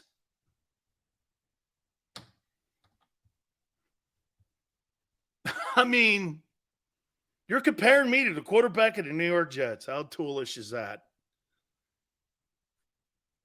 Woo! Woo! Let me sit in the beach house. Look at these guys, man. These guys are all this and that. Yeah. Hey, Dan, do you think Rodgers will play again? I do think he'll play again. He's not going to go out like that. He's not going to go out like that. Absolutely none. Okay? No way. Guy's sitting in his beach house doing this. Hey, man, those guys better shut their hole. Give me a break. He's probably high. Hey, Bear, okay. Look at it. These guys shut their hole. Hey, wait a minute. I got a dinner to get to in Santa Monica. I can't be bothered with this right now, so I'll get back to you. Just tell them to be quiet. I got to get to my dinner party in Santa Monica. I reserved this thing 2 days ago, and I don't want to lose my seat. How you doing? Oh, man. Criticizing his teammates. I don't know what's going to – hey, what's a worse look? Criticizing your teammates from Malibu or Joel Embiid on Sunday wearing a Commander's jersey? God. I don't really pray for a lot of things except well-being and my family's health. Please, James Harden, I know Tone's going to hate this. Please, for Big Sills, please have Joel Embiid and James Harden and Nick Nurse all in Commander uniforms on Sunday at Lincoln Financial and do like 700 cutaways. Please. Thank you. I pray. Oh my God. Dude. You know what that'll look like? Do you know what that'll look like? Every single fan in the stadium at Lincoln Financial will do this. All right.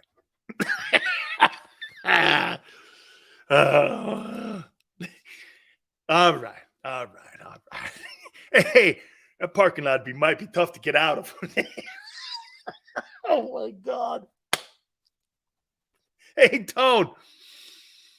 Hey, You think you see riots like going into like Targets and stuff? Holy Maron. Woo! Sills, please have Skinny Joe on the show to make some NFL picks. Who's Skinny Joe? I'm not paying any more of my emotions. Dude, I like the black hat, man. I like the black Sixer hat you have. Shit, dude. I like the black Sixer hat. I like that hat you have. I totally dig it. Oh, my God. Hey, you see Joel Embiid. Dude, the story won't be the Eagles killing the Commanders. The story will be, hey, did you see Josh Harris waving and cheering, getting hammered in the owner's booth? Game's close. He's cheering. Good. Hey, so wait a minute. So just to end this thing here, I like it too. He goes with my Lincoln Town car. Hey, so let me ask you this. So do you understand that guy's going to be cheering against you Sunday? The owner of the 76ers is cheering against you Sunday. Big Sills, with our coordinator being more competent than Gannon and with less talent, should we be encouraged when playing? Yeah. I think this guy's good. I think Sean Desai's good, man. I really do. Ray goes, who cares? So, Ray, so you don't care paying season tickets to a guy who roots against you. All right. Each his own. Do you care, Philip? You know? Okay. So, like, if you were buying a ticket from a team and you knew the guy owned the team, but he was rooting against you, you still buy the ticket from the guy? Or would you watch it at home and not support the guy? What would you do?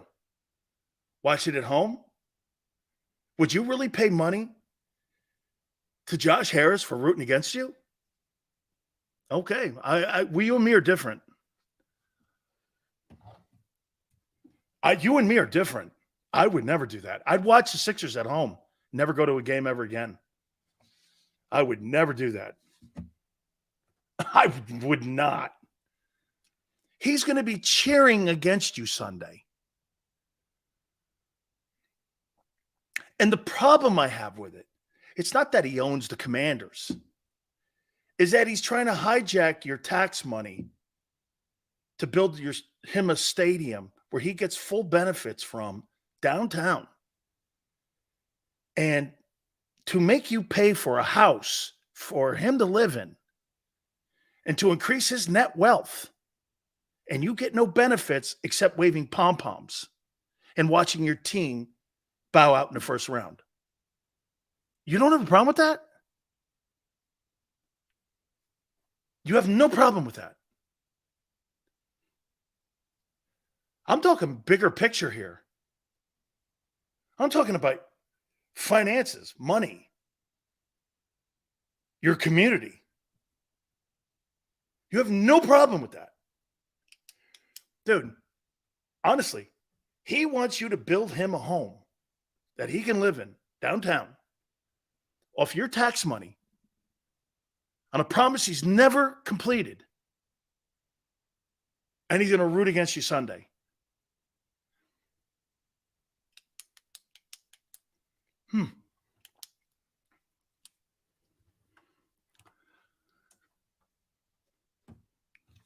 Damn.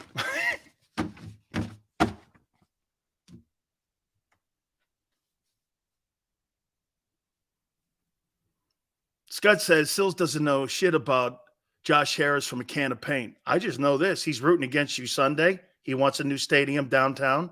You're probably never going to get it. Okay? And he promised you a process that has never came through. What's not to know about Josh Harris? I'm a fan. I don't give a shit about his business dealings. I care about what I like. So you want me as a Philadelphian to raise his net value off my back on tax money, and he's going to root against me on Sunday. And that's cool.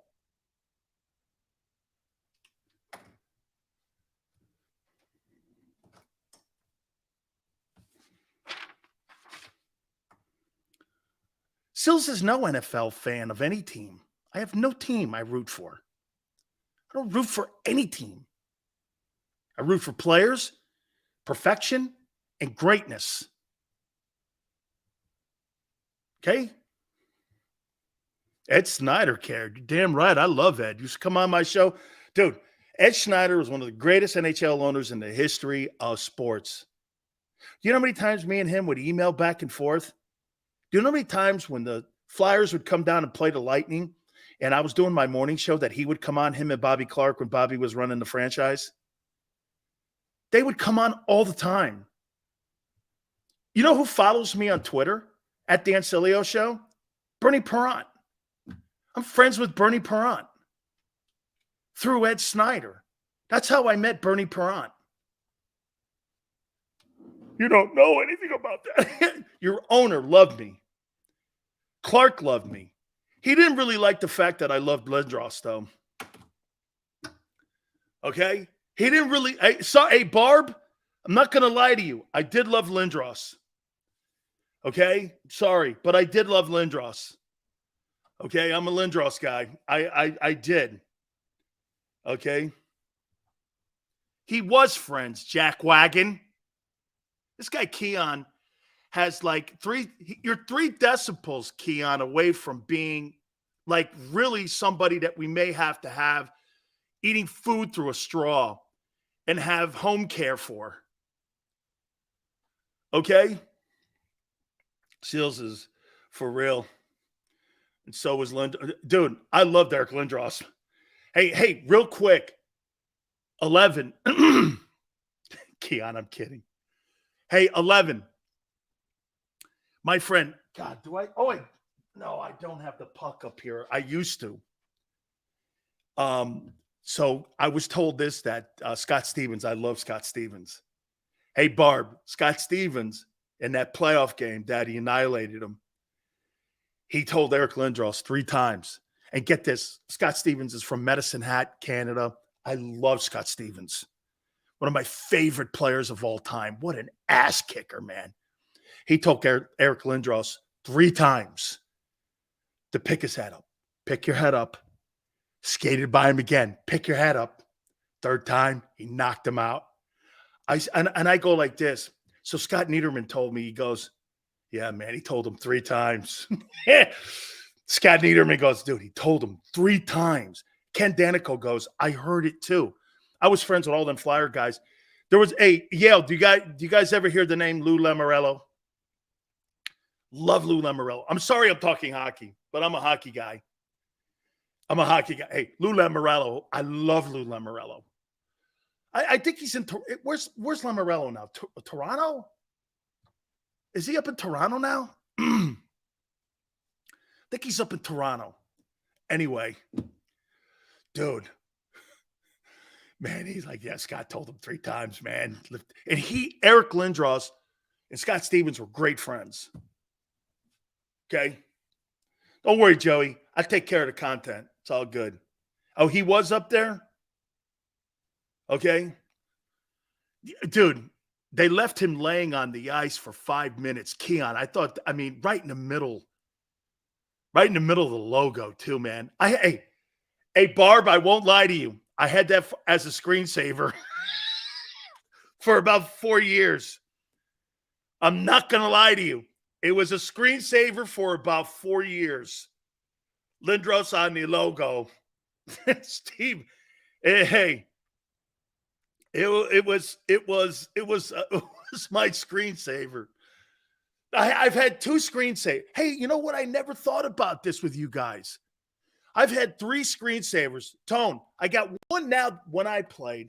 But back in the day, it was Bednarik standing over Gifford, and it was Lindros on the ice.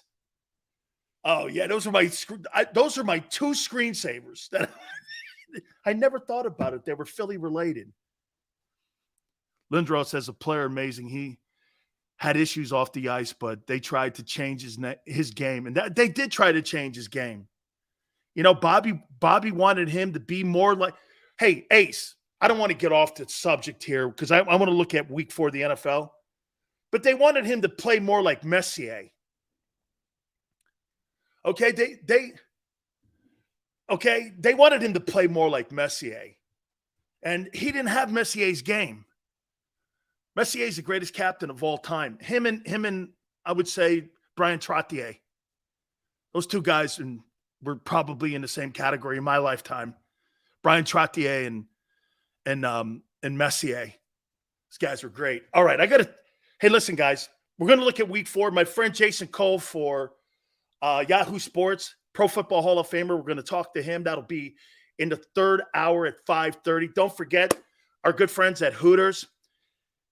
7 locations in the Northeast area. All you have to do is go to any one of them. You'll understand what I'm talking about. It's the 40th anniversary. The iconic Hooter girls are there to serve you.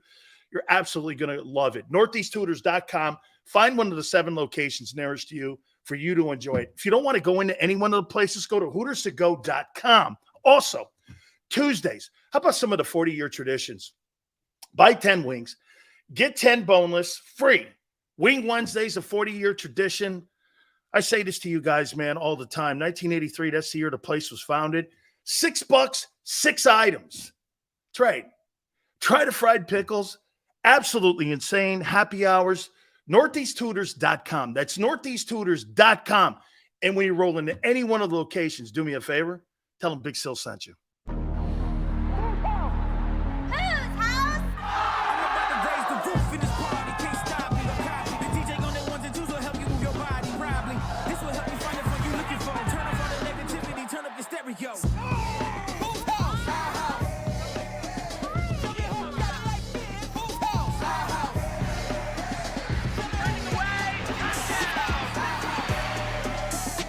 Football and Hooters, the perfect pair.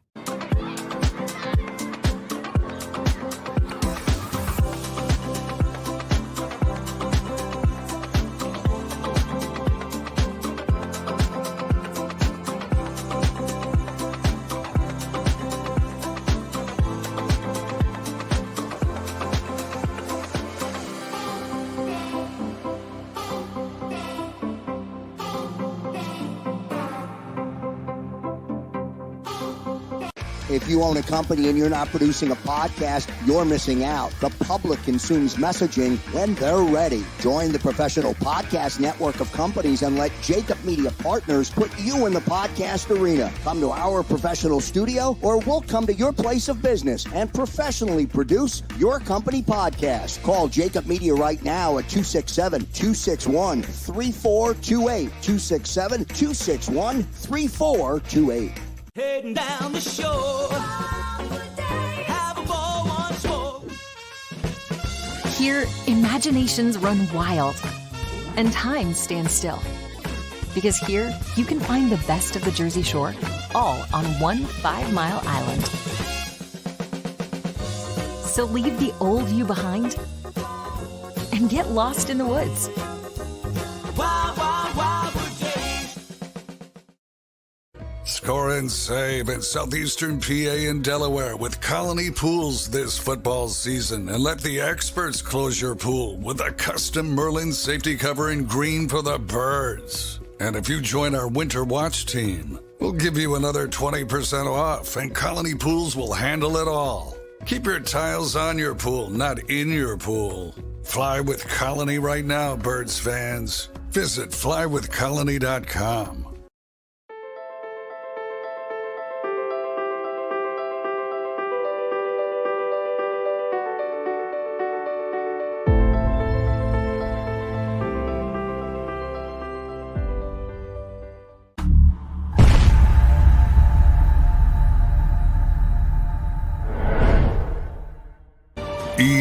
EAGLES, Eagles.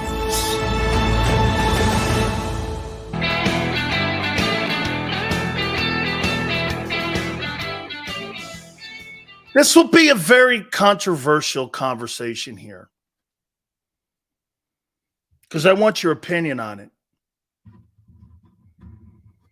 I could just see my aunt getting nervous right now and everybody else on the planet because it is.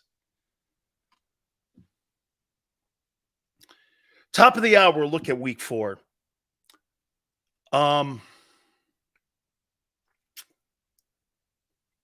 See what I do here when I come back.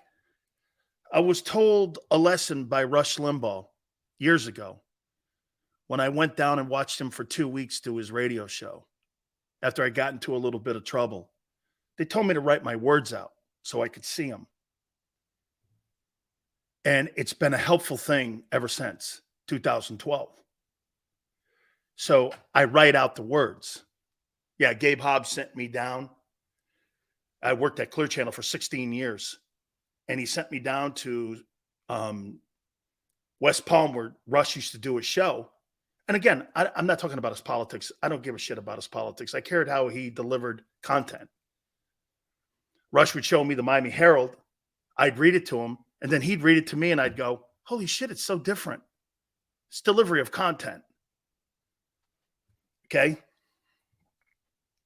It's delivery of content that I cared about. I care about someone's politics. That is irrelevant. Okay? Trouble, hard to believe. Yeah, well, because guess why, Quan? I'd rather be pulled off the ledge and pushed to it. Sorry, it's how I've always had my career. Mel Tucker. Brenda Tracy follows me on Twitter. Has accused Mel Tucker, king of content. Thank you, Maniac. Kind of all I care about. Mel Tucker's been fired today as Michigan State head coach for inappropriate behavior with Brenda Tracy, who is a gang rape victim. I've spoken to her numerous times. And I admire her. She goes around. Mario Cristobal has had her down to the University of Miami, and she has spoken to the players down there because when you're young, you just don't think a lot about outside things like how to conduct yourself around women or have. Hey, it's true. Was I the best? Probably not. But because I was raised by my grandparents and my grandma and my aunt, I kind of thought I handled myself because I've never been accused of anything like that. You know, pretty much the only thing I've never been accused of is like murder and not inappropriate behavior. I've never had that because I don't believe in that. Joy Taylor would tell you, she worked for me. She's my producer. I've never been accused of that in my entire career, inappropriate behavior, because I don't subscribe to that kind of stuff. Women have every right to have a chance to be in this profession. Okay? Here's my problem with this story. That's right, Barb. I've been married for 33 years. Maybe 34. Anyway. They've had 20 to 35 text messages. Mel Tucker supposedly sent inappropriate Brett Favre-like pictures of his cannoli to Brenda Tracy. Brenda Tracy kept continuing the conversation. And then today they fired him with cause so that they didn't have to pay him the $80 million. My question to you is, when someone sends you a cannoli picture of a private part, don't you go to the authorities right away? Why do you need 30 more of them? Are you setting the guy up? Do you want more inappropriate behavior because you believe no one will believe you? I just find the whole story weird. And they were like building some type of relationship. Was this more about Michigan State wanting to not pay him the remaining $80 million? Or was this about the inappropriate behavior? Trey, I don't know. I don't think it's extortion, Trey. I think it's got a lot because they fired him today with cause. You know what that means? They don't have to pay him anything. They pay him his last paycheck out the door. And they don't have to pay him in a settlement. There's $80 million of a $100 million contract that's still out there. So now the real Zeal says something here. When you're a coach and you're in charge of 100 kids, you're guilty. You can't act like that. Well, he didn't do anything wrong. Yes, he did. You violated a morals code on being a coach when you're going into kids' homes saying, I'm going to make this kid my son and treat him like I would my son. Sending dick pictures to people over your text as the head coach at Michigan State, let alone anywhere else. Michigan State, Larry Nasser, that whole mess. You act inappropriate like that, whether you're innocent or not. You're guilty. You're guilty. You're the head coach of Michigan State. You're held to a higher law. You're held to a higher law. You can't act like that. They just came out of a massive lawsuit where a guy was raping 12-year-old girls that were in gymnastics. And it's a complex story. What do?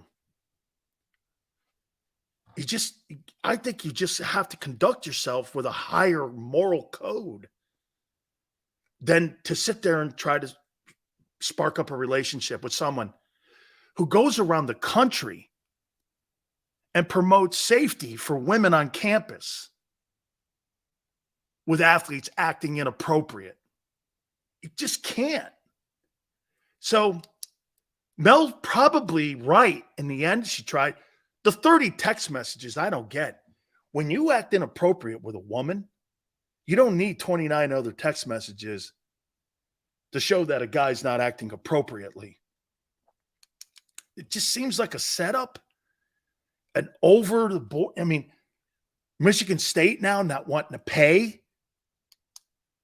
It's really an awful story because those kids are left behind in the ruin. You got 85 to 100 kids left at Michigan State that were brought there by Mel Tucker under the premise that they were going to have a chance to win a Big Ten title. Now, you know what they're doing? They're answering questions about their coach, their culture, and Michigan State's behavior and how they handle athletes and the kind of people they bring in. That's unfair. That is so unfair to the players. The players are the collateral damage. It's like the children in the divorce here. Okay? Okay, it just, yep, Lucius goes, Sills, you don't know if he sent 30 in the same day. That to me makes him guilty. His behavior has to be above board, especially at Michigan State. I mean, anywhere. I'm not just saying that, but Michigan State just had Larry Nasser there. They still have a good men's hockey team and a good hoop team. I mean, if Joe Paterno, this sounds like Joe Paterno stuff, except this. Joe didn't do anything about anything. Well, Joe never did that shit. Joe didn't do this. Head coach he never did anything except nothing. You know what I mean? Look at how you look, Joe.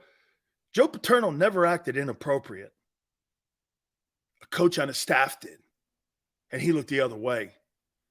And that's why Joe Paterno is reviled today. That's right, Yale. You have to respect everybody in the workplace and who they are and what you're not there to get dates. Did you ever meet Joe Paterno? Absolutely. He recruited me. Absolutely. So did Jerry Sandusky came into my home in front of my grandparents and recruited me. Absolutely. Jerry Sandusky will go down as one of the greatest defensive coordinators in the history of college football. Completely one of the greatest coordinators in college football history. He was earmarked to get that Penn State job until all the behavior came out. Tremendous coach. Tremendous coach. Trey goes neglect. Yes, he's guilty. That's what I'm saying. Trey, head coaches are held to a higher standard. You can't look away and you can't participate. Whether the law is on your side or not, you're guilty. It's a shame because I think Mel Tucker's a heck of a coach and he's worked his way up to being that. And now he'll never coach again. He'll never coach again. Ended a career with a career move. It's one thing to get beat by Rutgers. It's another thing to get beat by your own behavior. Hour number 3. We're going to take a look at week 4. Jason Cole will join us at 5:30 Eastern time. Hit the like button. Keep it here on the National Football Show.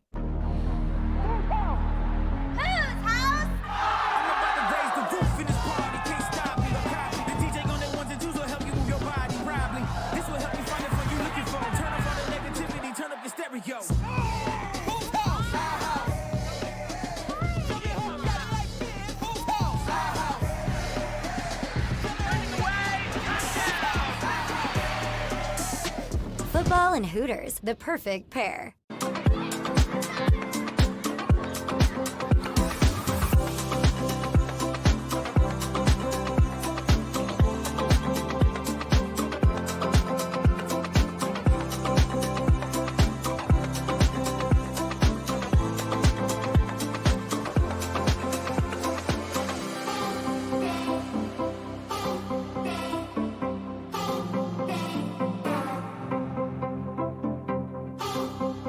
If you own a company and you're not producing a podcast, you're missing out. The public consumes messaging when they're ready. Join the professional podcast network of companies and let JAKIB Media Partners put you in the podcast arena. Come to our professional studio or we'll come to your place of business and professionally produce your company podcast. Call JAKIB Media right now at 267-261-3428. 267-261-3428.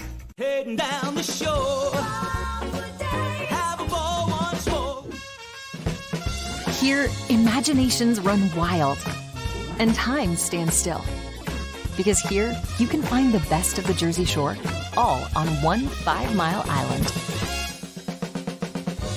So leave the old you behind and get lost in the woods. Wild, wild, wild wood days.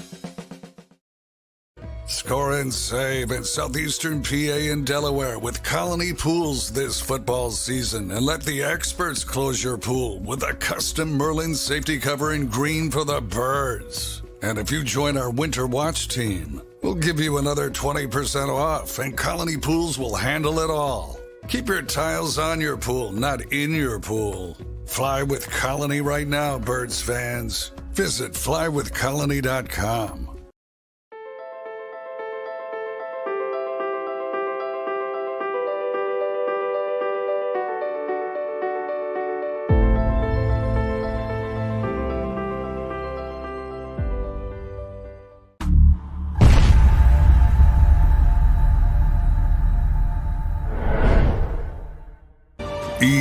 EAGLES, Eagles.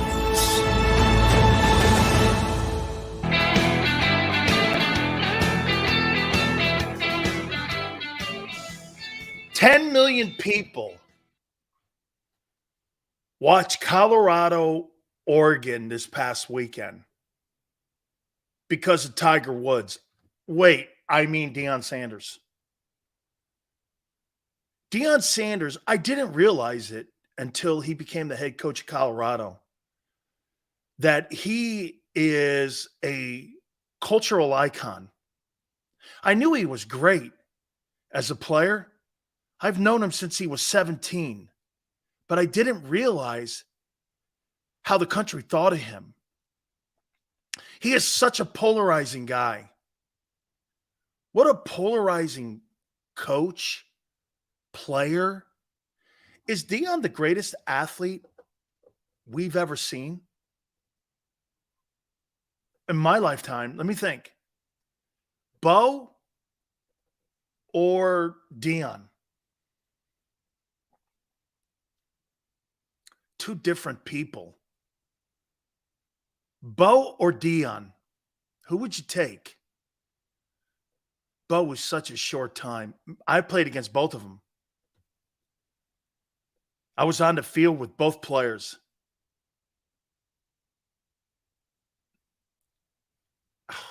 Wow.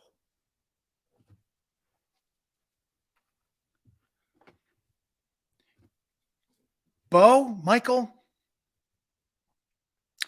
No, they played in the same generation.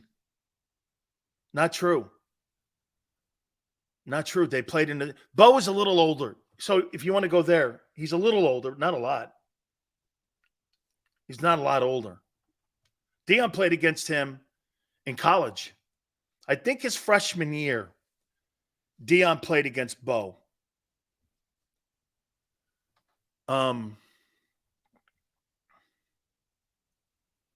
Bo for you, Maniac? But, hey, Bo Jackson was an all-star baseball player and an all-star football player. Didn't Deion play 10 years in baseball? And a Hall of Fame career in football? And now there's a potential that he could be a Hall of Fame coach? Oh, hey, Yale. Hey, people, I think that thing's going to be 42-25 this weekend, USC. The score doesn't matter. The score doesn't matter. Really, it doesn't matter. He's won. Just remember that. Score doesn't matter. All these people that are wishing for Deion to get beat, that boat sailed. He's won. Deion's got a World Series ring. Deion has a World Series ring and a Super Bowl ring. How many people in American sports can say that? Let me think.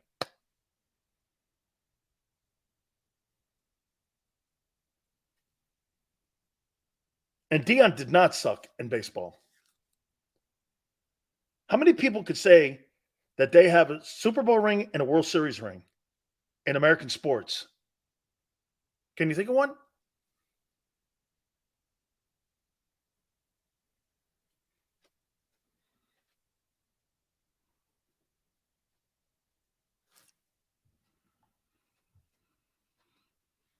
Deion is an absolute icon, epitome of what children should aspire to be. Absolutely dirty. A tremendous role model. Tremendous role model. Deion is the only guy. Deion's the only American sports athlete to have a World Series ring and a Super Bowl ring.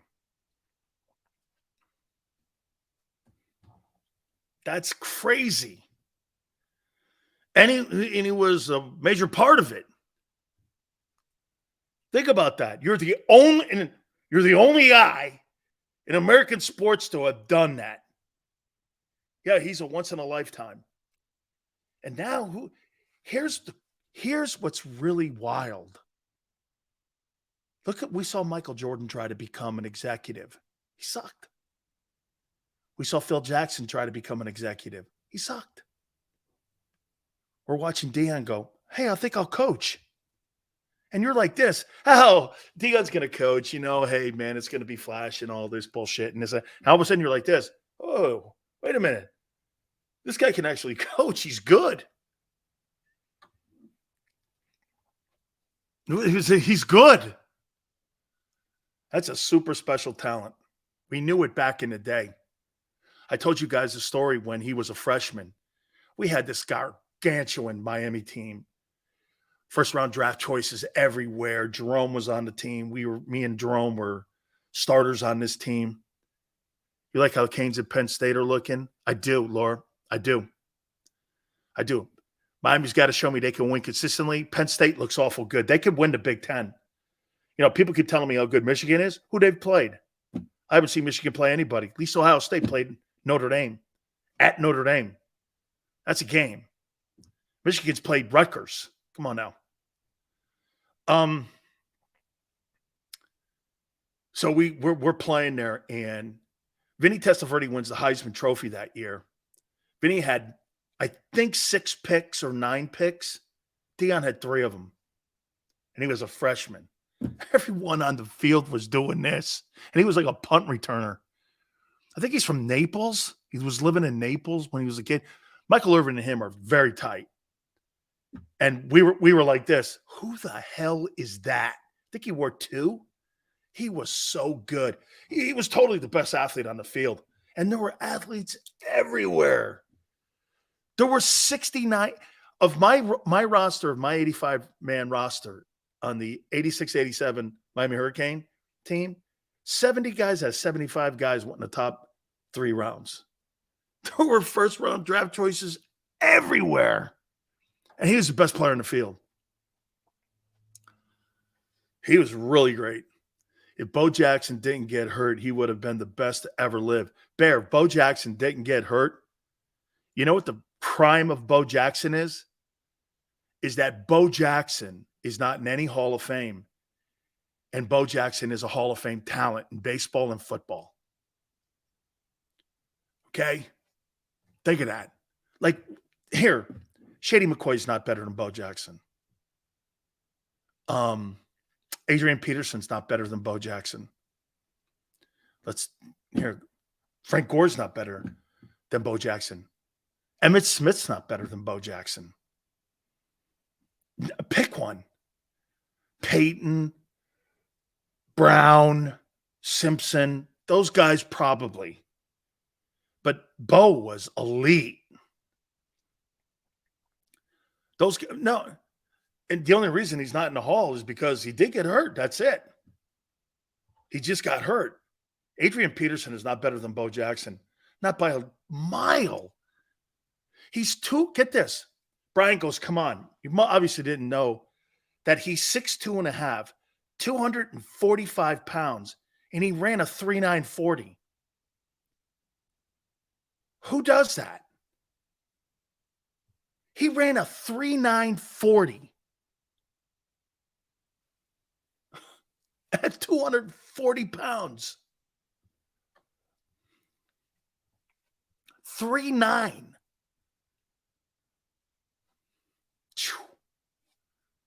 Do you understand that? 3.9. Like, he outruns pursuit.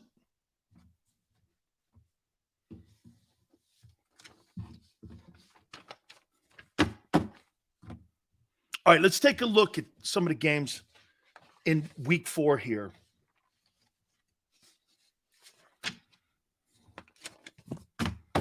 Let's do Thursday. Start there. Detroit at Green Bay. You buying Jordan Love? Are you buying Jordan Love? I am.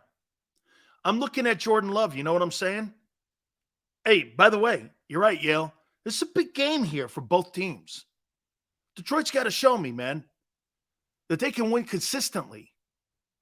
And it's at Lambeau, right? Golf versus Love. I'll tell you what, it's a big game for Jordan Love. Okay? I mean, I actually like this kid. Atlanta at Jacksonville. Jack's got to do something here. You can't lay another egg. Jacksonville has been a disappointing team. They've been disappointing. Okay? They've been a disappointing team. How about this gargantuan game? Miami at Buffalo. Who do you got? Wow. Man. Allen and Tagovailoa. Shit. What a game. Game of the weekend. Really. Nationally. By the way, if Tua wins this game and beats Buffalo in Buffalo, How much are you paying him this coming offseason?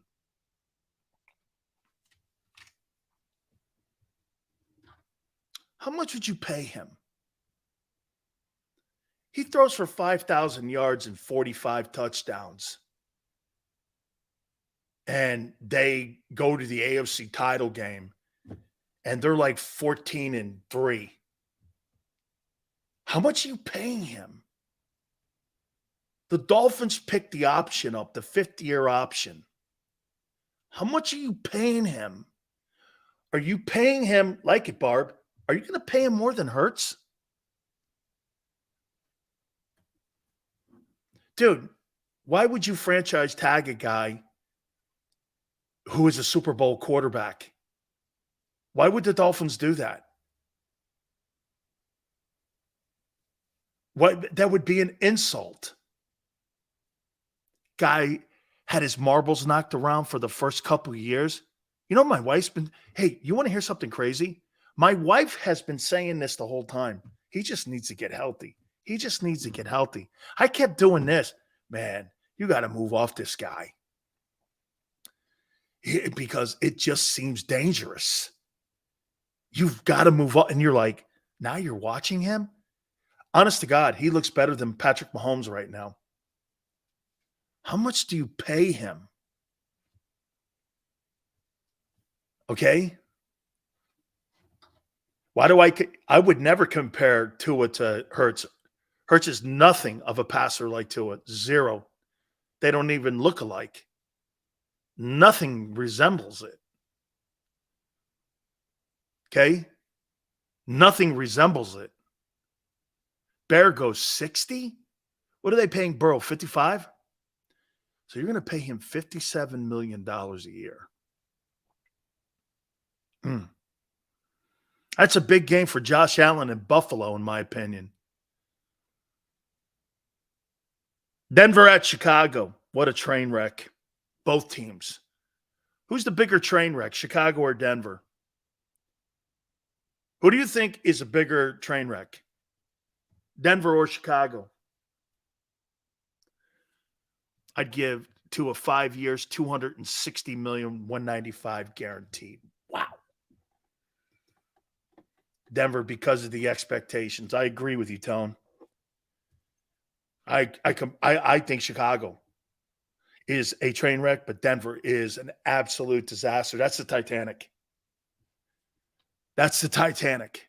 Denver's the Titanic. The ship's going down. Chicago, the ship was already at the bottom of the ocean. The Turd Bowl. How about this game? Baltimore, Cleveland. What a division. For the first time since he's been in Cleveland and after that entire mess, I saw Deshaun Watson show up. That was Deshaun Watson Houston last week. Outside of that bonehead play. Lamar's got to win a game like this. He's got to win this. Okay? A lot of expectations in Baltimore too, but that's a big game, man. That's a big, giant ball game. Cincinnati at Tennessee. Burrow won on Monday night. He's got to right the ship to get that thing to 2-2 if you want to stay in the race in the AFC. You cannot fall to 1-3. And man, I'll tell you one thing about Tennessee. They're so well coached. I love Mike Vrabel. He has no talent on that team. And dude, you're trying to win AFC championships with Ryan Tannehill. I get the whole Derrick Henry deal. Get this. So Tennessee has a great running game, and they have a quarterback who's not really a consistent guy at quarterback. And you're trying to tell me you think Tennessee's going to win a Super Bowl? The Philadelphia Eagles are in the same boat. They're in the same boat. They're the same kind of team. They rely on a running game and a quarterback to make plays. Tennessee can't make plays. Right now, your quarterback's not making plays either. LA Rams, Indianapolis, that'll be an interesting ball game.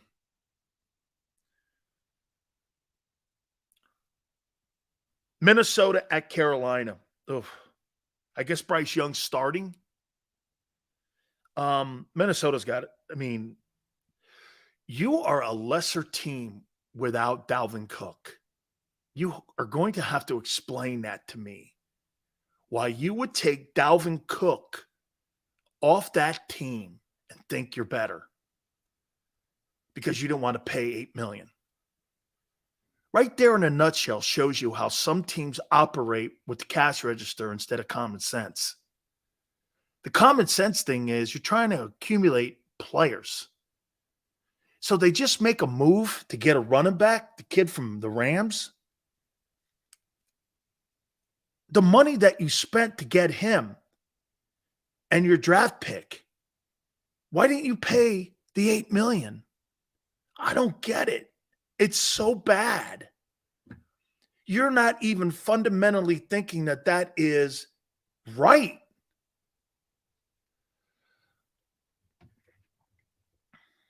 Pittsburgh at Houston. Hey, CJ Stroud looked good, man.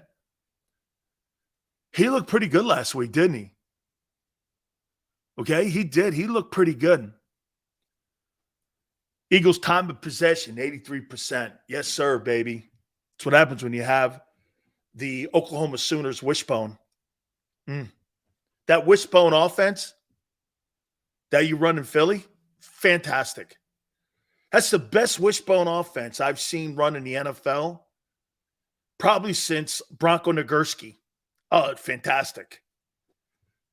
Fantastic. Bronco Nagurski would be proud of the Eagles, and so would Chuck Bednarik. Hey, Concrete would be exceptionally happy with the way the Eagles win games. Defense and running the ball, baby. What a great wishbone offense. Yeah. Hey, what was that guy's name that ran the wishbone that I played against? Jamal Holloway. Jalen Hurts is Jamal Holloway. He's not Jamal Holloway, man. Jamal Holloway couldn't hit the broadside of a barn with the pass. He's not. Man. Hey, yeah, Jamal Holloway hurts. It's called winning. Yeah, that's why they change all the rules for the running backs, and they're trying to get rid of the running game in the NFL. They say, keep it going, dogs. You're doing it hey, you're doing it like Deion, unconventional. You got Jamal Holloway Hurts. Hey, Tom Osborne and Barry Switzer be very happy with you. Hey, yeah, what was the guy's name that was Fred Akers at Texas with Earl Campbell? How you doing? Oh, come on, Tone. I'll never apologize. You get done what you need to get done until it gets done. 3-0. Tone's going right down the line with me. Hey, man, I got to ask my boy Jason Cole this question right out of the gate. I want to ask him about Tagovailoa before we get into the rest of these games this weekend. And let's bring in our friend, our Hall of Fame voter, Jason Cole. And, Jace, let me throw this at you here, man. Yes. At the end of the year here, Tagovailoa, they got a big game this weekend against the Buffalo Bills in Buffalo. Mm-hmm.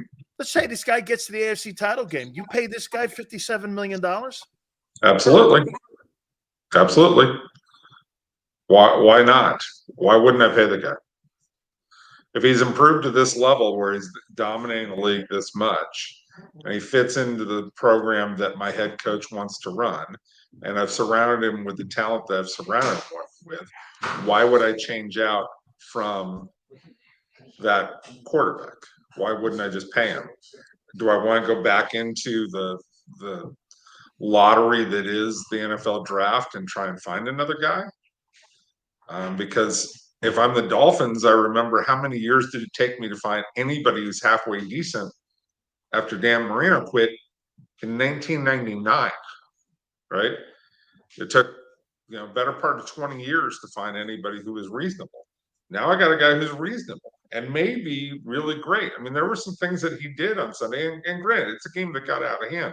But if you were watching before it got out of hand, like that no-look backhanded throw is a guy who's incredibly comfortable with what he's doing and the offense that he's running and really understands. And that's also a move that a guy who just is sensing everything around him and seeing everything faster. Whereas a year ago, yes, I had questions. Was he sensing everything around him?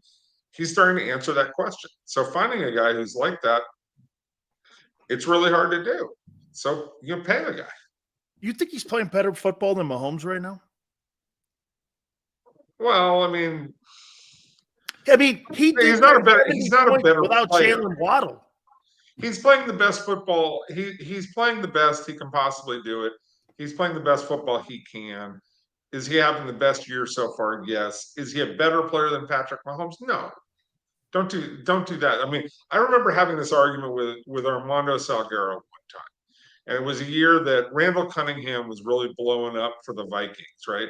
And Favre was there, and he was reading off the stats, and he was saying, "Oh, Cunningham's better than Favre, on the stats. Just look at the results. Look at this." And I said, "Okay, guys. Okay, Armando, we're going to choose up sides for a game. You have first pick. Who are you taking at quarterback? Are you taking Randall Cunningham or are you taking Brett Favre?" And he stopped and he said, "Okay, I give." And that's just how it is. So you're picking on another Miami guy. That's all right. I love Armando. I love Armando too, but I mean, this is the nature of the argument. Okay, if you're going to make that argument and say, "Oh, he's playing," yeah, he's having a better year so far statistically. He's playing as well as he possibly can, and that's like saying, yeah, there were years where Michael Jordan wasn't the best player in the NBA. Somebody else played better. That doesn't mean he wasn't the best player in the NBA. Absolutely. This guy in Miami, Mike McDaniel, this guy's got like a Hello Kitty backpack. He shows up to like office in a Tesla and he's really eccentric and kind of weird, but there's something about him. Well, he's honest. He's like, and Sean McDermott said it yesterday morning, when you put a game film on and you watch some of the things that they're doing, it's revolutionary in some of the designs that they're doing right now offensively. Have you been impressed with him? Yeah. I mean, look, any guy who's authentic, it's like the whole thing. Yeah. Be who you are. At the same time, what are you bringing to the table in terms of knowledge? And there's one comment that somebody, I don't know if it was a broadcaster or somebody else, I think it was Albert Breer, relayed this story. It was on in a podcast I was listening to. He said, McDaniel believes that every single day he walks in, he has to prove that he's the smartest guy in the room by bringing something to the players that they didn't know. So he puts a pressure on himself to be so expert at what he's talking about that, he's really on top of his game all the time. And then I think if you take a guy who's like that, who's really inventive and thinking, and you give him the weapons that he has right now, like, because they just got speed everywhere.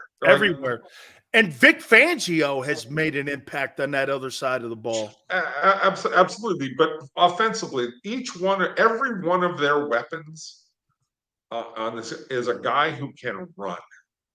And I'm not saying that they're the best. I think that the 49ers, for what they do, still have, when you talk about tight end, wide receivers, running back, they have the best complementary core that any quarterback could want, okay? Because they all fit into the system the way that they're supposed to fit. But if you're just talking about guys who can just take a field and stretch it out and cause havoc, I mean, the Dolphins have that. They have every weapon, a guy who can go to the house anytime if you give them any kind of space. And that puts an incredible tension on the defense. Jason, indulge me here because I want to throw something at you. And it's about Jalen Hurts here. And I'm gonna throw something at you right here with these numbers here. And I hear people in Philly listening to WIP and all these folks that talk to me. Hurts right now is 20th in passing yards. He's 21st in attempts, 18th in completions, 10th in completion percentage. He's 20th in yards per game, 13th in touchdown passes. QBR is 23. Howell, 17. Howell beats him in every category. 17th in yards, 17th in attempts, 17th in completions. All of it, all the way down the list. And I would say this to you. I'm not saying to you that Jalen Hurts and Sam Howell are compatible. I'm just saying that offense in Philly's regressed. I mean, it's a month into the season here. You don't no. It's 3 games. Okay, we're going into the fourth. We're going into the 4th game this weekend against Washington. Okay. That's a month into the season. Okay, so what? So what? You're going to give them the latitude that you? I mean, if Miami what's their record?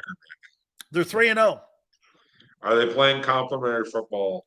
No, between the offense, they're playing one-dimensional football. All right, I think they're a little closer to playing complementary football. They're off to a rough start. Passing. And then, look, they're on a rough start.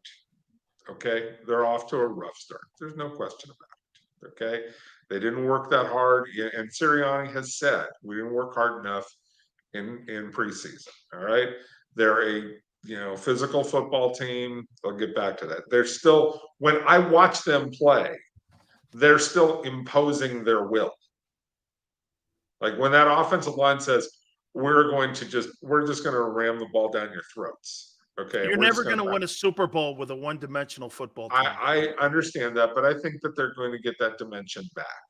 I think it takes some time. I think it takes some timing, and the way that they run their offense, I think it takes a little while. If you told me we were like this 8 weeks into the season, I'd be worried. So 8 weeks for you is the barometer. I want to give them a little look. There's some Super Bowl hangover that they're dealing with, right? Yeah, Kansas City too. Yeah, right. Okay. And there's some Super Bowl hangover there, right? And but especially for teams that lose the Super Bowl, generally they don't come back very strong. Well, they've come back not very strong, but they're 3-0. And it's and you and I both know this is an incredibly long season. I worry about teams in the second half of the season. Are you peaking then? See, let's go back to a year ago at this time. A year ago at this time, everybody was looking there going, Buffalo Bills, unquestioned, put them in the Super Bowl. They're ready. That's it. They're playing the best football. And over the first 5 weeks of the season last year, Buffalo was as good as it could possibly be. And I think the reason was because they were so pissed off from losing in that playoff game Kansas City the year before, not getting their chance at the Super Bowl. They came back and said, we're going to prove to everybody why we're the best team. And they did in the first 5 weeks of the season. And you can't maintain that. And they didn't. Along with what happened to DeMar Hamlin and all the other things that upset the second half of their season, they weren't peaking at the right time. Let's let this play out a little bit. And again, if the passing game isn't very good in week 8, then okay, what are you going to do to fix it? Get through the first quarter to half of the season, see where you are. Best team in the NFL after 3 weeks right now. Who's playing the best ball in your opinion? Well, overall, I think it's the 49ers.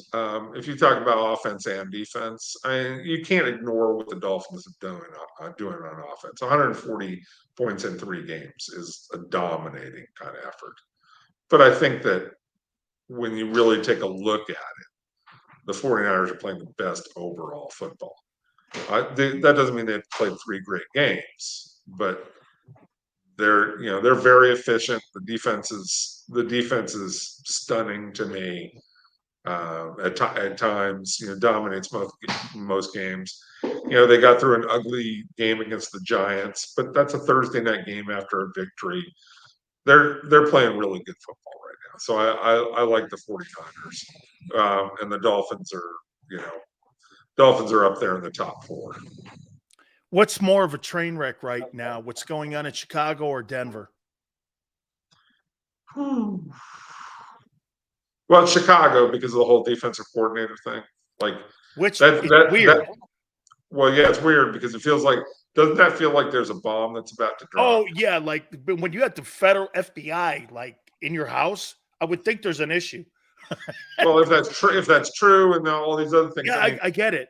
I don't know what's true and what's not. I read a lot of things on Twitter. I'm not investigating that story. That's not what I'm interested in. But it feels like the whole Alan Williams thing is a bomb waiting to go off that will detonate. Like, I thought that was so big that Matt Eberflus was probably looking at the Justin Fields complaints and going, "Thank God we have football to talk about."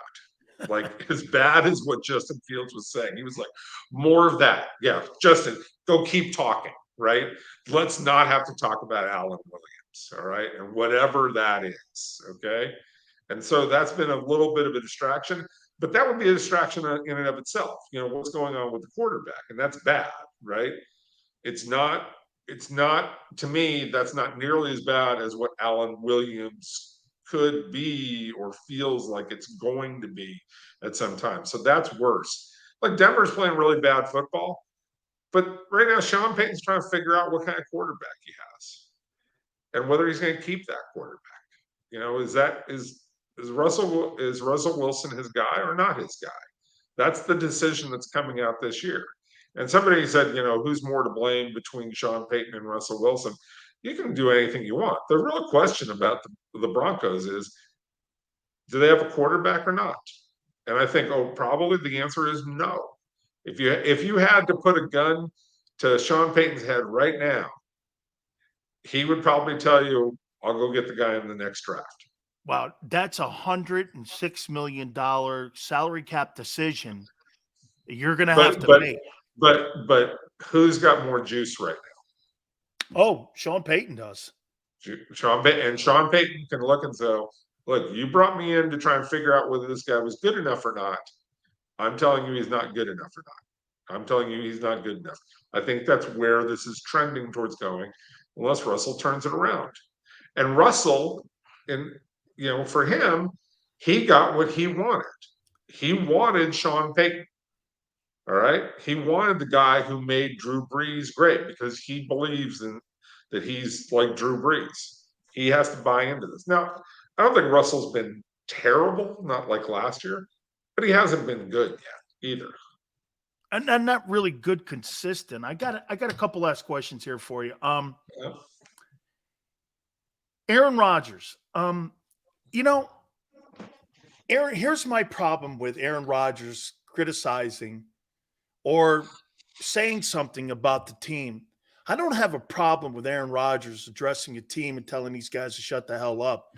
My problem is he's sitting in his beach house in Malibu, barking at guys telling them to shut the hell up when he's got a dinner appointment in Santa Monica that night, and he's telling people to do this and that. And there he is out in his beach home in Southern California. And I'm like, that's not leadership, dude. That's just talking shit to me on people. So, Jace, I'm like, I get it. And I don't think, he has veteran equity, but doing it from your beach house in Malibu, I don't know. I don't think that resonates in a locker room. Do you?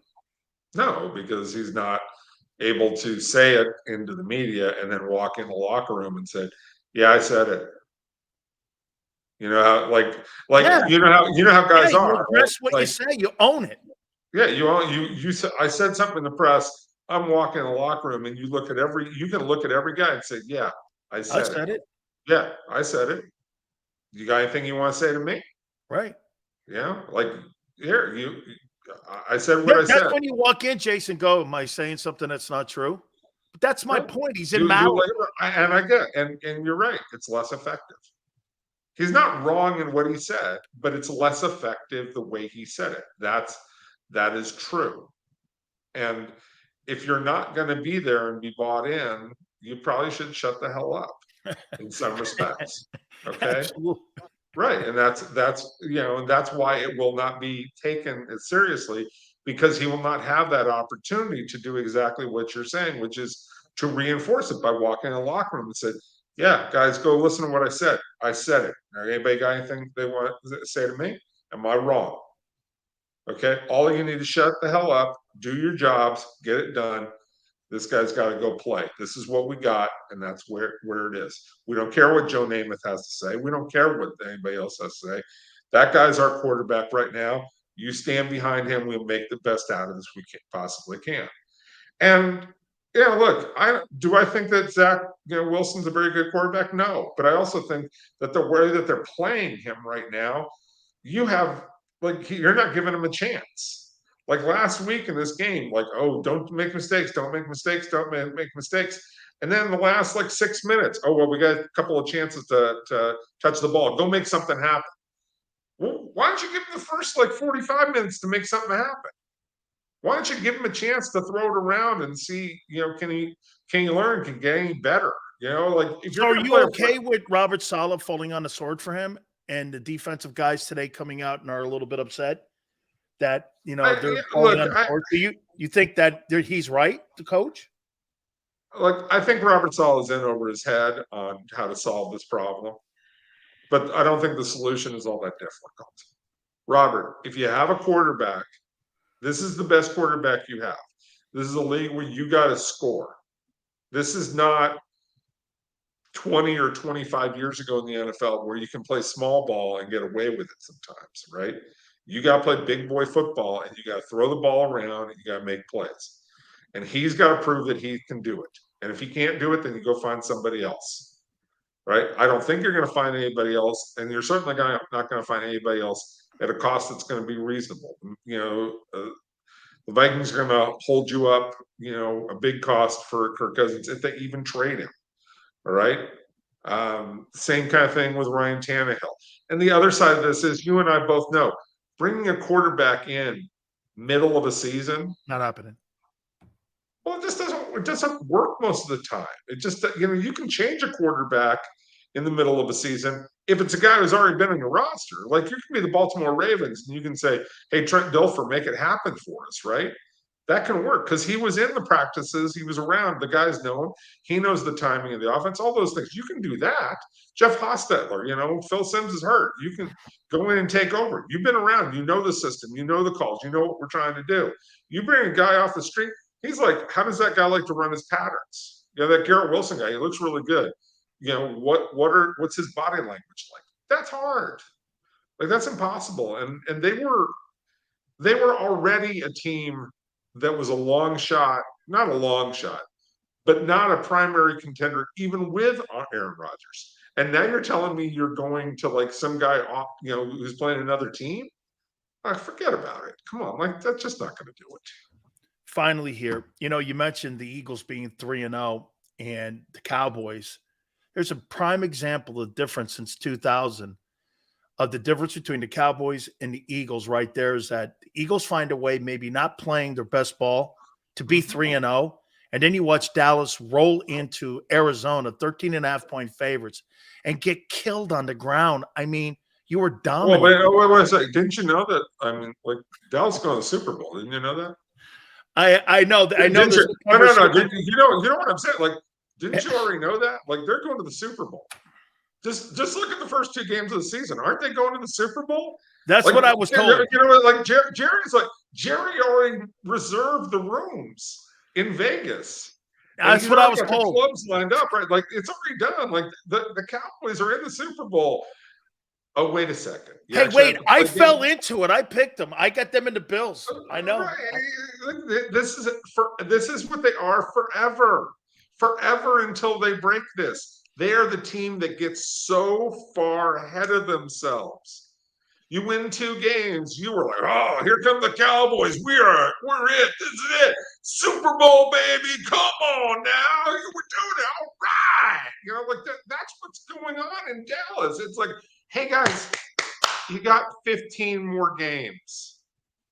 Again, I understand everybody gets excited, oh, this is not working. This team's never going to win. I get it. I understand. And it's okay to critique that. It's okay to do this week by week. It's not reality. Okay. It takes 17 games that you have to grind through all the time before you figure it out. And that's my buddy in the back, Joe, who's visiting. Okay. And I'm at his place, Okay. No. It's okay, Hoss. You can sit back there, man. It's all good. He's got a Stanford. We're only talking Stanford Cowboys. T-shirt. Yeah. Hey, we're only talking Cowboys, so it won't matter. Hey, finally. So Dak, Yeah. Okay. I mean, Interception in the end zone tells you everything. There's no contract at the end of this. I mean, No. do the Cowboys, if this thing continues down and they don't do anything, do they move off him, or do you think they would have that conversation? What do you mean have that conversation that they let him go? I mean, what do you Move they're- off they're him? kind- Move Well, I off think him? they're going to play it until they have another answer. I don't think they have another answer yet. I mean, the Trey Lance thing is silliness. Like Trey Lance ain't that. They have to have Dak is their guy until they have another answer. Does that make sense? Yes. And they don't have another answer yet.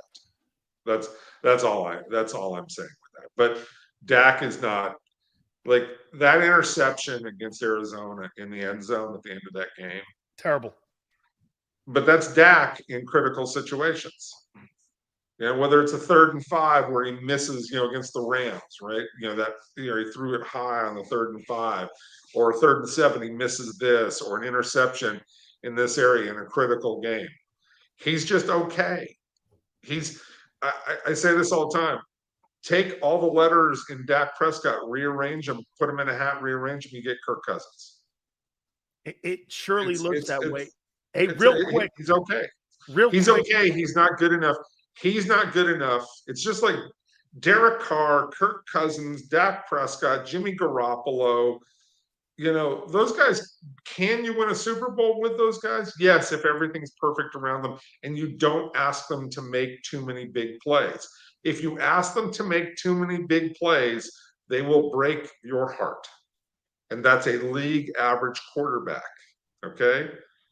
You have to be superior in everything else. And right now, the Cowboys are not superior in everything else that they can just lay down and they beat everybody. They're good. They're good on defense, even without Trayvon Diggs. They're good on defense. They could have won that game, but they asked Dak to do too much. Everybody in Philly hates the word tush push. We're looking for brotherly push. A city like Philly, man, tush push. I don't know. I mean, I cringe every time I hear that. Yeah, I'm sorry, I forgot about the macho toughness of Philly. Yeah. I'm sorry, I'm sorry. The people in Philly are a little too above that. It's a little too San Francisco for our liking. I didn't say anything. I said, was it me? Because I live in the Bay Area, I can say. Hey, wait a minute. Hey, was it me this time? I know it wasn't you. Okay, yeah, you're gonna. Oh yeah, but that's what everybody in Philly's thinking. Oh, it's a little too. Yeah, not right. I wouldn't know what they're thinking. Yeah, it is. Right. Yeah, these macho Philly folks, we can't have that. That's not us. Doesn't represent our ethos, our toughness. Yeah. How come I do this every time? Whatever. It's a BS play. Okay, it's just a BS. Oh, come on! And look, I don't blame them for using the play. Don't get me wrong. I'd do it too. I'd run the play too. I have no complaint with Sirianni running the play. All right, that's what the rules say. It's sort of like the old cut block that Mike Shanahan used to use. I don't like the play, but I don't blame somebody for using it. Okay, go ahead. Until somebody finds an answer, until the league gets together and says don't do it. But it's not my vision of how you would run that offense. That's all. Tush push. I love. Oh, look at that! We got the Hooters covered word. No, it's tush push. Tush push. Well, look. As a Jewish guy, tushy is that's okay. That's the Italian guy. I don't know. The Jewish guy. It's tush. Oh my God! We have some Yiddish. It's Yiddish, baby. After the Jewish comment, I want you guys to get his book. That's right. That's me. That's it. Right there. That's it. Right there. My people, the Jewish people, we like tush in every way possible. And a free recipe with quiches in here too. It's all good. Hey, brother, I love you, man. Thank you so much for talking. All right. I'll talk to you later. That's my friend Jason Cole. God, I love that guy so much. He's so kind to me. What an absolutely spectacular guy. I have to take a quick time out. Keep it here on the National Football Show. Whose house? I'm about to raise the roof in this party, can't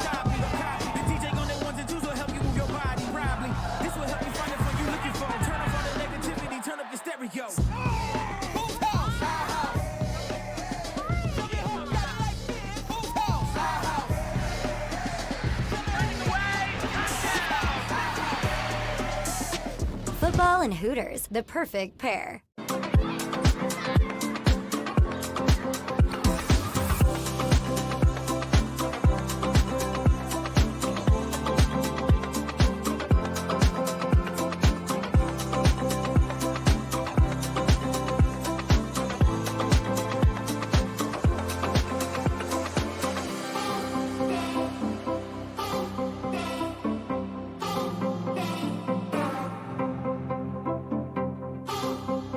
If you own a company and you're not producing a podcast, you're missing out. The public consumes messaging when they're ready. Join the professional podcast network of companies and let JAKIB Media Partners put you in the podcast arena. Come to our professional studio or we'll come to your place of business and professionally produce your company podcast. Call JAKIB Media right now at 267-261-3428. 267-261-3428. Heading down the shore. Have a ball once more. Here, imaginations run wild and time stands still. Because here, you can find the best of the Jersey Shore, all on one 5-mile island. So leave the old you behind and get lost in the woods. Wild, wild, wild wood days. Score and save in southeastern PA and Delaware with Colony Pools this football season, and let the experts close your pool with a custom Merlin safety cover in green for the birds. And if you join our Winter Watch team, we'll give you another 20% off, and Colony Pools will handle it all. Keep your tiles on your pool, not in your pool. Fly with Colony right now, Birds fans. Visit flywithcolony.com.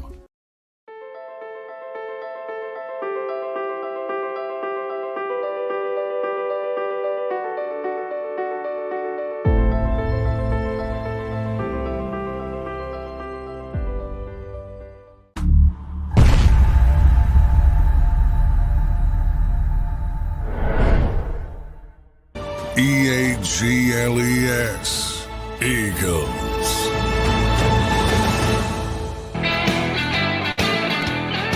So Juan, Neil,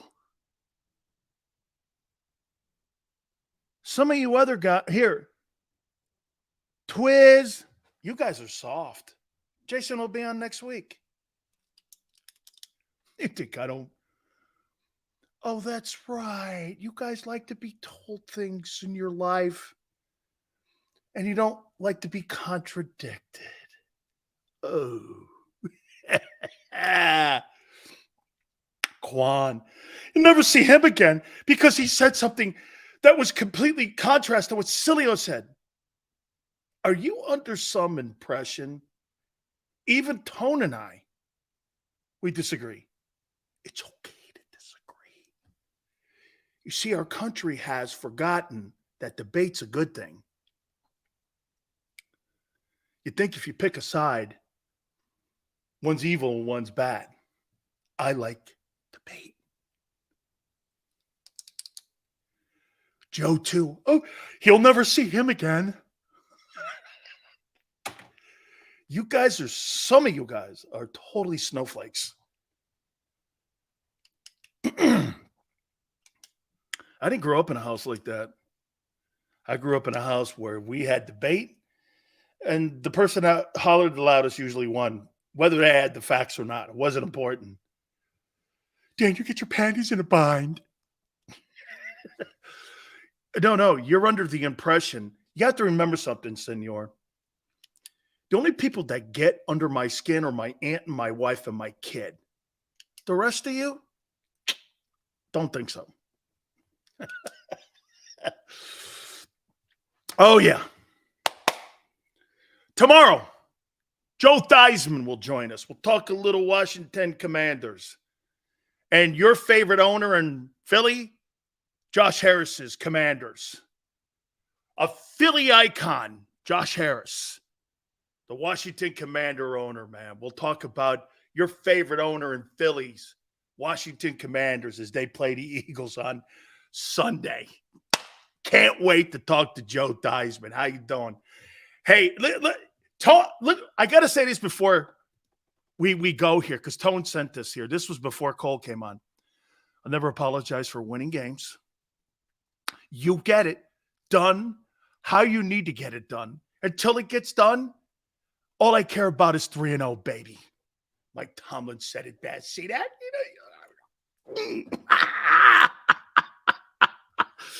Hey, all good, man. I love Tone. See? Tone, he don't agree with it. It's all good, though, man. Sports talk.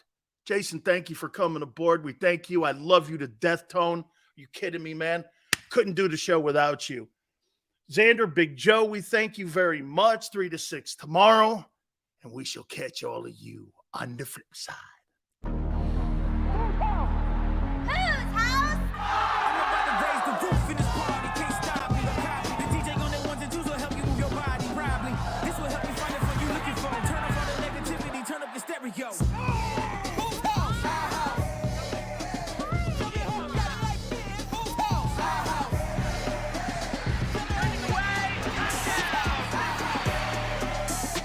Football and Hooters, the perfect pair.